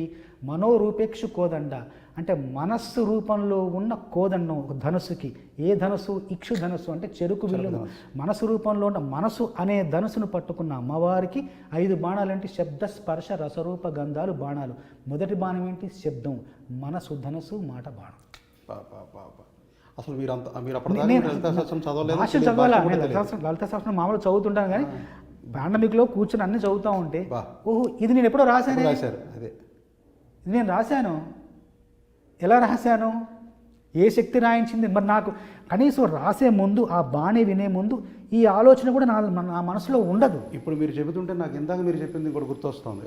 ఇందాక ఒక పాటలో మీరు ఇప్పుడు నుదుటి గీత చెప్పండి ఒక్కసారి. అది చెమట నీరు చిందగా నుదుటి రాత మార్చుకో, మార్చలేనిదేది లేదని గుర్తు. దీని గురించి మీకు శాస్త్రి గారు ఇదేమిటి అంత పొగరా అని చెప్పని అన్నారు కదా. అంటే మామూలుగా ఆయన కొంచెం ఆత్మీయంగా ఇంత తెగింపాని అదే ఆత్మీయంగా అన్నా కూడా ఇది కూడా శాస్త్రంలో ఉన్నదే. మనిషి యొక్క జాతకం, వాడి యొక్క ప్రయత్నం 2 కూడా పొట్టేళ్లలా పోరాడతాయట. జాతకం, ప్రయత్నం ఏది గెలిస్తే అది నిలబడుతుంది. ప్రయత్నం అనేటువంటిది నిజంగా ఆ పొట్టేళ్ళ బలం ఉంటే, ప్రయత్నం దృఢంగా ఉంటే జాతకాన్ని కొట్టేయగలదు. అంటే భగవంతుడు కూడా అన్ని సెట్ చేసి ఇది నీ విధిరాని పెట్టినా కూడా వాడి ప్రయత్నం కనుక పెద్దదైతే, ఆ తర్వాత పంక్తుల్లో కూడా రాశారు మీరు, దైవాలే తలవంచగానే నీ ధైర్యాన్ని దర్శించి దైవాలే తలజింత. ఇదంతా కూడా ఉన్నదేనండి. ఇదంతా ఉన్నదే. ఇది నేనేదో చదివి చెప్తున్నది కాదు. గరికపాటి నరసింహారావు గారు ఒక ప్రసంగంలో చెప్పారు. ఇప్పటికే యూట్యూబ్లో ఉంది వీడియో. తలరాతను కూడా తన తలరాతను తాను మార్చుకోగలిగే శక్తి మనిషికి ఉండాలి అన్న ఒక ధైర్యాన్ని, ఒక స్థైర్యాన్ని, ఒక ఆత్మవిశ్వాసాన్ని పాట రూపంలో కలిగించడం ఏ విధంగానూ తప్పు కాదు. అదే నిజంగా. అట్లాగా మనోరూపేక్ష కోదండ పంచతన్మ సాయిక దాంట్లో మనసు ధనసు మాట బాణం. నేను ఇది తెలియడానికి ముందే రాశాను. అంటే మరి మనతో ఏదో శక్తి రాయించి ఉంటుంది ఖచ్చితంగా. తర్వాత ఒక పాట రాశాను. చెడుకు ఎదురు పోరాడే మంచినెప్పుడు కాపాడే పిడుగు దేహమీయరా ప్రభు, ప్రేమతో పాటు పౌరుషం పంతం తేజం రాచగుణం ప్రభు, వినయం విలువలనీయరా, నమ్మకమీయరా స్వామి, నిర్భయమీయరా స్వామి, సుజ్ఞాన సన్మార్గమేదో చూపరా స్వామి, సుజ్ఞాన సూర్యుణ్ణి మాలో వెలిగించరా, సుజ్ఞాన సూర్యుణ్ణి మాలో వెలిగించరా రాశాను. సుజ్ఞాన సూర్యుడు అనేసరికి నా మనసు ఒక్కసారి పులకించిపోయింది. జ్ఞానం అనే మాట నాకు అప్పటివరకు తెలుసు, సుజ్ఞానం అనే మాట నేను కొత్తగా రాశాను. అప్పుడు చూడండి చెప్తాను, రాసి పొంగిపోతున్నా. సుజ్ఞాన సూర్యుడిని మాలో వెలిగించరా, సుజ్ఞానం అనే మాట ఎంత కొత్తగా వచ్చింది. తర్వాత చదివితే ఏడ సుజ్ఞాన మేడ తెలివి నాకు బూడిదలో హోమమైపోయే కాలముని అన్నమయ్య గారి కీర్తన ఒకటి ఉంది. త్యాగరాజ కృతి ఉంది, అనురాగము లేని మనసున సుజ్ఞానము రాదు, అనురాగము లేని మనసున సుజ్ఞానము రాదు. సుజ్ఞానం అన్న మాట నాకంటే ముందు త్యాగరాజు గారు చాలా చోట్ల వచ్చింది. నాకు నిజంగా ఆ మాట అప్పటివరకు తెలియదు. నేను కొత్తగా రాశాను అనుకున్నాను. అంటే తెలియకుండా పెద్దవాళ్ళ కృప, పెద్దవాళ్ళ అనుగ్రహం మన మీద కురుస్తూనే ఉంది. ఆ అనుగ్రహ వర్షం కురుస్తుందని నేను అనుకుంటున్నాను. అన్నట్టుగా ఆ పైన వేసేవాడు, ఆ బీజం వేసేవాడు, ఆలోచన అనేటువంటి బీజం వేసేవాడి యొక్క పని అండి ఇదంతా. అవును, ఆ బీజం రాజమండ్రిలో వేసినా పెరుగుతుంది, హైదరాబాద్లో వేసినా పెరుగుతుంది, అది ఇప్పుడు ఏ కాలంలో వేసినా పెరుగుతుంది. ఆ పర్టికులర్ బీజాలని రకరకాల కవుల మెదళ్లలో రకరకాల కాలాల్లో ఈ ప్రకృతి వేయటం అనేటువంటి జరిగింది అని నేను అనుకుంటూ ఉంటాను. ఇంకొకటి ఉంది ఇంకొకటి నేను ఈ మధ్య ఈ పాండమిక్లో పాటలు లేని సమయాల్లో కొంచెం అధ్యయనం చేశాను. ప్రాచీన సాహిత్యం చదువుతున్నప్పుడు ఒక మాట శ్రీనాథుడు రాసిన శృంగార నైషధంలో ఒక చోట ఒక శ్లోకం చూశాను. జలదుర్గస్థ మృణాలావలి జిత్ కమనీయ బాహువల్లరియగునా జలజానన నీకున్ తగున్ పలుకులు వేయేలా అధిక బల శౌర్య నిధి అని చెప్పేసి హంస నలుడితో ఉంటుంది. అందులో మొదటి మాట ఏంటి తెలుసా? జలదుర్గస్థ. జలదుర్గంలో వెంకటరాజశర్మ గారు తాత్పర్యం రాశారు. జలదుర్గము అనే మాట అంటే ఏంటి తెలుసా? నీటి కోట. నీటి కోట. షాక్ అయ్యి అంతే కదా. చాలా ఆశ్చర్యానికి గురండి. ఎందుకు తెలుసా? నీటి కోట నేను ఎప్పుడో రాశారు. ఎక్కడ? గలగలల గీతం నాదే గెలుపు రాగంలో, జలజలల సైన్యం నాదే చిలిపి రాజ్యంలో, రాజునే నేనుగా నీటి కోటలో ఆటుపోటులు, గుండెల్లో గోదారి పొంగి పొరలుతోంది, గోదారే రాదారై నన్ను నడుపుతోంది, గురువులిక తెలపని పాఠాలే తెలిపినవి అలలే, వరములకు దొరకని భాగ్యాలే వెతికినవి వలలే. అందులో నీటి కోట అనే మాట అక్కడ రాశాను. శృంగార నైషధంలో చదువుతున్నప్పుడు ఈ జలదుర్గం అనే మాట నీటి కోట రాశారా? మహానుభావులు ఏదో ఇచ్చుంటారు మనకు, నిజంగా ఒక ముక్క మనకి వదిలేశారు. అంటే ఇవన్నీ తలుచుకుంటుంటే ఇప్పుడు భవంతి నమ్రాస్తరవ పలాగమై నవాము దిర్దూర విలంబినో ఘన అనుద్ధత సత్పురుష సమృద్ధిపి స్వభావ ఏవేష పరోపకారణం అన్నారు కాళిదాసు గారు. అందులో మొదటి మాట ఏంటి? భవంతి నమ్రాస్తరవ పలాగమై అంటే ఫలాలతో నిండి ఉన్న చెట్టు కిందికి వస్తుంది అన్నారు. అట్లాగే కొత్త జలాలతో నిండి ఉన్న మేఘం కూడా కిందికే వస్తుంది అన్నారు. మొదటి మాట భవంతి నమ్రాస్తరవ ఫలాగమై. మనం ఎక్కడ రాసాం దాన్ని? ఎంత ఎదిగినా ఒదగాలన్నది చెట్టును చూసి నేర్చుకో, క్రమశిక్షణతో మెలగాలన్నది చీమను చూసి నేర్చుకో, ఓర్పు సహనం ఉండాలన్నది పొడమును చూసి నేర్చుకో, చిరునవ్వులతో బ్రతకాలన్నది పువ్వును చూసి నేర్చుకో, ఎంత తొక్కినా నిన్నెంత తొక్కినా అంత పైకి రావాలన్నది బంతిని చూసి నేర్చుకో, నేర్చుకున్నది పాటించెయ్యి, ఓర్చుకుంటూ పనులే చెయ్యి, నీదేరా పై చెయ్యి. నవ్వేవాళ్ళు నవ్వని, ఏడ్చేవాళ్ళు ఏడ్వని, తిట్టేవాళ్ళు తిట్టని, పొగడేవాళ్ళు పొగడని, డోంట్ కేర్. ఎత్తుకు నిన్నెగరయ్యని, గోతులు నీకై తీయని, పువ్వులు నీపై చల్లని, రాళ్లే నీపై రువ్వని, అనుకున్నది నువ్వే చెయ్యి, అనుమానం మాని చెయ్యి, నీ మనసే పెట్టి చెయ్యి, నీదేరా పై చెయ్యి. ఉన్నదున్నట్టు చెప్పాలన్నది అద్దాన్ని చూసి నేర్చుకో, ఉన్నదున్నట్టు చెప్పాలన్నది అద్దాన్ని చూసి నేర్చుకో, ప్రేమనందరికీ పంచాలని భగవంతుణ్ణి చూసి నేర్చుకో, సోమరితనాన్ని వదలాలని గడియారాన్ని చూసి నేర్చుకో, పరులకు సాయం చెయ్యాలన్నది సూర్యుడిని చూసి నేర్చుకో. ఎంత చెప్పినా నేను ఎంత చెప్పినా ఇంకెంతో మిగిలి ఉంది, అది నీకు నువ్వు నేర్చుకో. నేర్చుకున్నది పాఠం చెయ్యి, నలుగురికి అది నేర్పించెయ్యి, నీదేరా పై చెయ్యి. చరణంలో ఎంత ఎదిగినా ఒదగాలన్నది చెట్టును చూసి నేర్చుకో 2002లో రాశాను. 2004 మౌనంగా దిగమని రాశాను, అంతకంటే ముందే రాశాను. దానికి మూలం ఏంటి మరి? భవంతి నమ్రాస్తరవ ఫలాగమయి కదా. అది ఈ మధ్య నేను చదువుకున్నది. మీకు తెలిసింది అది, మీకు తెలియకుండానే చాలా ఉత్తమ సాహిత్యం. అంటే ఒకటి ఏంటంటే, మనం నిజంగా మనం రాయాలన్న తపనతో, కాంక్షతో, తీవ్రమైన కోరికతో ఉన్నప్పుడు మనకు పరసవేదిలో ఆయన అన్నాడు, పాల్కోయిలు ఏమన్నాడు? మనలోని కోరిక, మనలోని ఆశ, మనలోని స్వప్నము పరిశుభ్రము అయినప్పుడు, పవిత్రమైనప్పుడు, అది గుండె లోతుల్లోంచి ఉప్పొంగినప్పుడు ఆ కళను సాక్షాత్కరింప చేయడానికి ప్రపంచమంతా మనకు అనుకూలంగా కుట్ర పన్నుతుంది అంటారు. అవును, యూనివర్స్ కాన్స్పైర్స్. కాబట్టి మహానుభావుల కృపా వీక్షణాలు, కటాక్ష వీక్షణాలు ఉన్నాయి కాబట్టి, ఆ భిక్ష ఉంది కాబట్టి మనం రాస్తున్నాం. నేను నిజంగా నమ్ముతా, వాళ్ళని అదే విధంగా ఆరాధిస్తాను. అందుకోసం రాశాను, పాటల చెట్టుకు పసిడి ఫలమెవరయ్యా, పాటల చెట్టుకు పసిడి ఫలమెవరయ్యా, మనసు ఆకలి తీర్చు మనస్సు కవి ఆత్రేయ. తన పాట తెలియని గాలేది నేలేది, మన బాధ తన భావమైన జాలాది, సత్యమౌ సాహిత్య మౌక్తికాల, నిత్య నిలయం సప్త సముద్రాల, తెలంగాణ లెగసె శరధి మన దాశరథి, సరస్వతి సంతకం మధురాంతకం, అమృతం కలిపిన అంబలి మన కవనమాలి పింగలి. వేవేల గంగల వాగ్జరి వేటూరి, వెన్న పూతల అగ్ని కీల సిరివెన్నెల, ప్రజలంతా కోరేటి పౌరుషం నూరేటి పాటలే ఊరేటి వెంకన్న గోరేటి. అభివందనం కవులకు అభివందనం.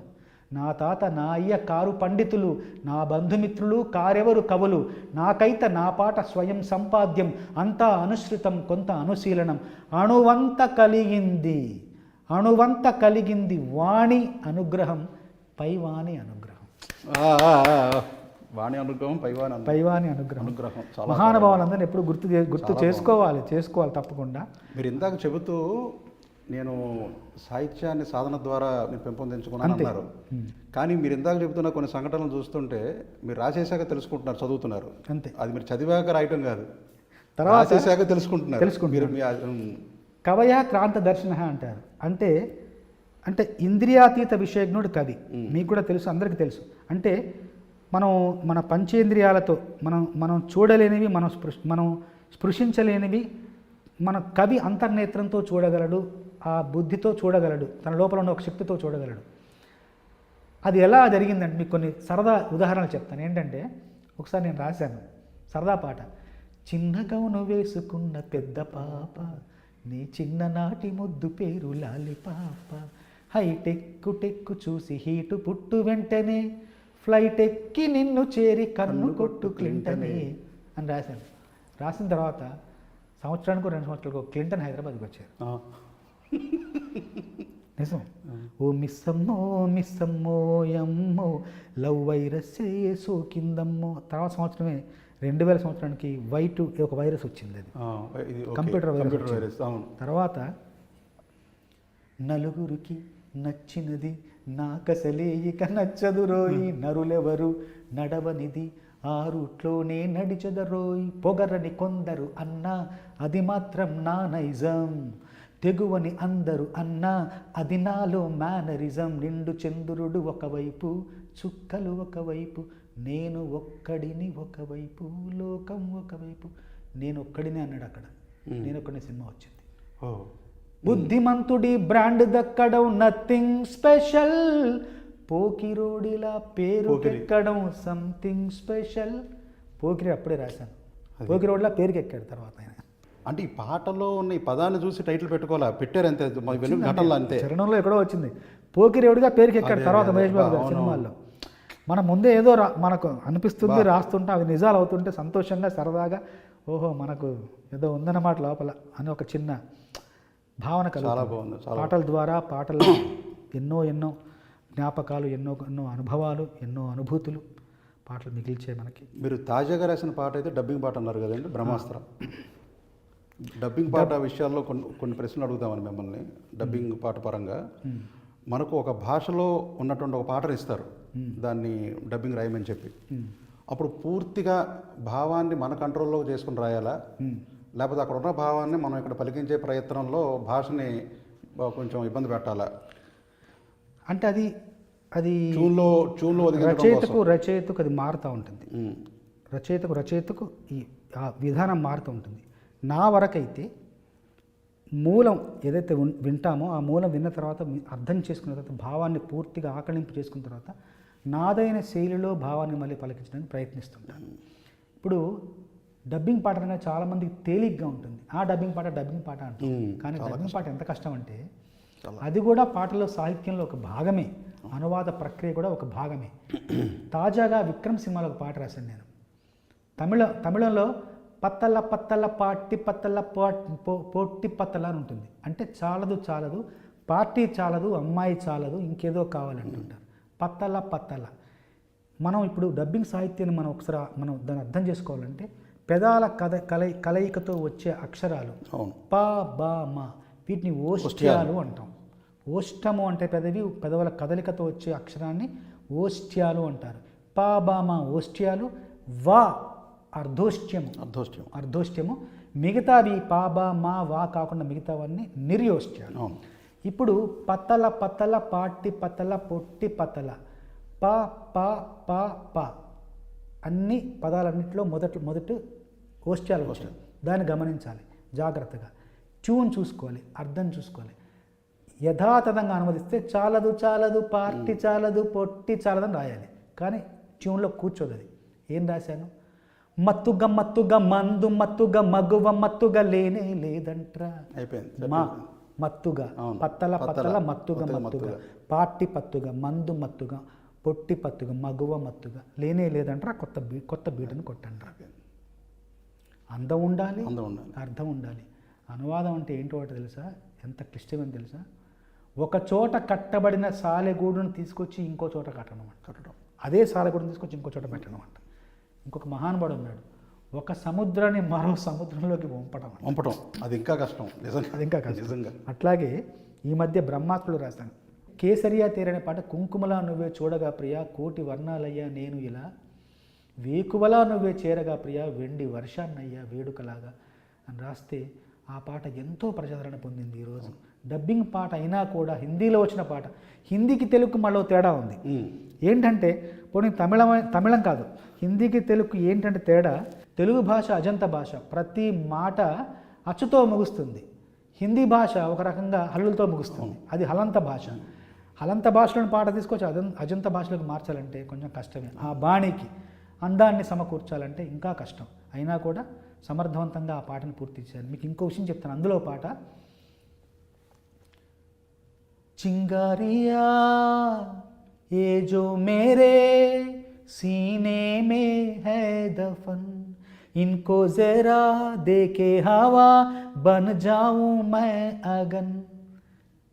चिंगारिया ये जो मेरे మూడవ అక్షరం మే, ఏ జో మేరే సీనే మే మూడో అక్షరం, హే దపన్ రెండో అక్షరం, ఇన్కే జరా దేకే హవా బన్ జావు మే అగన్. చూడండి, నా గుండెల్లో ఏ జో మేరే ఈ దీపాలే సీనే మే నీ వైపే హే దపన్ చూపగా, ఇన్కో జరా దేకే హవా నిన్నే చూసి నిన్నే చేరి బన్ జావు మే అగన్ పెను జ్వాలై మారగా. మొత్తం చూడండి, నా గుండెల్లో ఈ దీపాలే నీ వైపే చూపగా, నిన్నే చూసి నిన్నే చేరి పెను జ్వాలై మారగా. అర్థము, భావము, వాణి, అవధానాల్లో ఓష్ట్యము. అవధానాల్లో న్యస్తాక్షరం ఉంటుంది, మీకు తెలుసు. న్యస్తాక్షరం అది ఆయా అక్షరాలే రావాలంటారు ఆయా స్థానాల్లో. ఇది అలాగే ఉంది. ఇది ఎంత డబ్బింగ్ పాటలో కష్టం చెప్తున్నాను. తర్వాత మీకు ఇంకొక పాట చెప్తున్నాను. పాట గురించి డబ్బింగ్ పాటలో ఒక పాట రాశాను. డబ్బింగ్ సినిమాలో పాట గురించి రాశాను. చెట్టును కదిల్చే తాళమే గాలి, చెవులను కదిల్చే తాళమే పాట, పాటలే చెవులలో తేనె వర్షం, పాటలే కనులలో నీటి సంద్రం, ప్రాణం భూమికే పంచుదాం, పాటై భూమినే దాటుదాం. ఓ ఓ సనం ఓ ఓ సనం ఓ ఓ ఓ ఓ సనం ఓ ఓ సనం ఓ ఓ. బా నీ దారిలో ముళ్ళున్న నా దారిలో రాళ్ళున్న ఏ రేయవా పాటలే, నీ ఏ గుండెలో మృగమున్న ఏ చూపులో విషమున్న మార్చెయ్యవా పాటలే, మాటలాడువా దైవమే మాతృభాష సంగీతమే, బా. మాటలాడువా దైవమే మాతృభాష సంగీతమే, మట్టిలో జీవితం కొంతకాలం, పాటతో జ్ఞాపకం ఎంతో కాలం, ఇది తెలుసుకో సోదరా ఎదగళముతో పాడరా. డబ్బింగ్ పాట, చాలా అద్భుతం. దీంట్లో దశావతారం సినిమాలో కమల్ హాసన్ గారు పాడతారు. డబ్బింగ్ పాట ఎంత చక్కటి తెలుగు ఉంది ఇందులో. చిరు చిరు చిరు చినుకై కురిసావే, మరుక్షణమున మరుగైపోయావే, నువ్వే తీపి బాణం నువ్వే ప్రేమ కోణం, పువ్వై నవ్వగానే గాలై ఎగిరెను ప్రాణం, చెయ్ చెయ్ చెలిమిని చెయ్ అంటూ హృదయం కదిలినదే, సై సై సరసకు సై అంటూ పాదం నడిచినదే, ఎదనే నీతో ఎత్తుకెళ్ళావే, చిరు చిరు చిరు చినుకై కురిసావే, మరుక్షణమున మరుగైపోయావే. ఇది డబ్బింగ్ పాట, ఎంతో మంచి పేరు తీసుకొచ్చింది. అట్లాగే రాబోతున్న డబ్బింగ్ పాటలో ఒక మంచి గీతం మీకు వినిపిస్తాను. ఈ పాట ప్రేక్షకులకి ఇంకా ఎవరికీ తెలియదు, మొట్టమొదటిసారి మీ సమక్షంలో ఈ పాట పాడుతుంది. నేనే వస్తున్న సినిమాలో ఒక తండ్రి కూతురు గురించి పాడుతున్నాడు. ఇప్పుడు అనువాదం గురించి మనం అనువాదంలో యథాతథంగా రాయడం అనువాదం, దాని మూల అర్థాన్ని మనం అర్థం చేసుకుని రాయడం, దాని మూల అర్థాన్ని అర్థం చేసుకుని అందంగా మనం మన శైలిలో రాయడం అన్నది అనుసృజన. ఆ పాట సందర్భాన్ని తెలుసుకొని అసలు అక్కడ ఆ వాడిన భావాన్ని కానీ మూల భావాన్ని కానీ ఏమి ఉపయోగించుకోకుండా వాడుకోకుండా మనదంటూ కొత్త శైలిలో మన శైలిలో మన భాషలో రాయడం అధిసృజన. అనువాదం, అనుసృజన, అధిసృజన. ఇప్పుడు ఈ మధ్య నేనే వస్తున్న సినిమాలో అనువాదం కాదు, అనుసృజన కాదు, అధిసృజనగా రాసిన పాట ఒకటి, డబ్బింగ్ పాట అయినా కూడా పూర్తిగా మన బాణిలో ఉంటుంది. తండ్రి కూతురు గురించి పాడుతున్నాడు.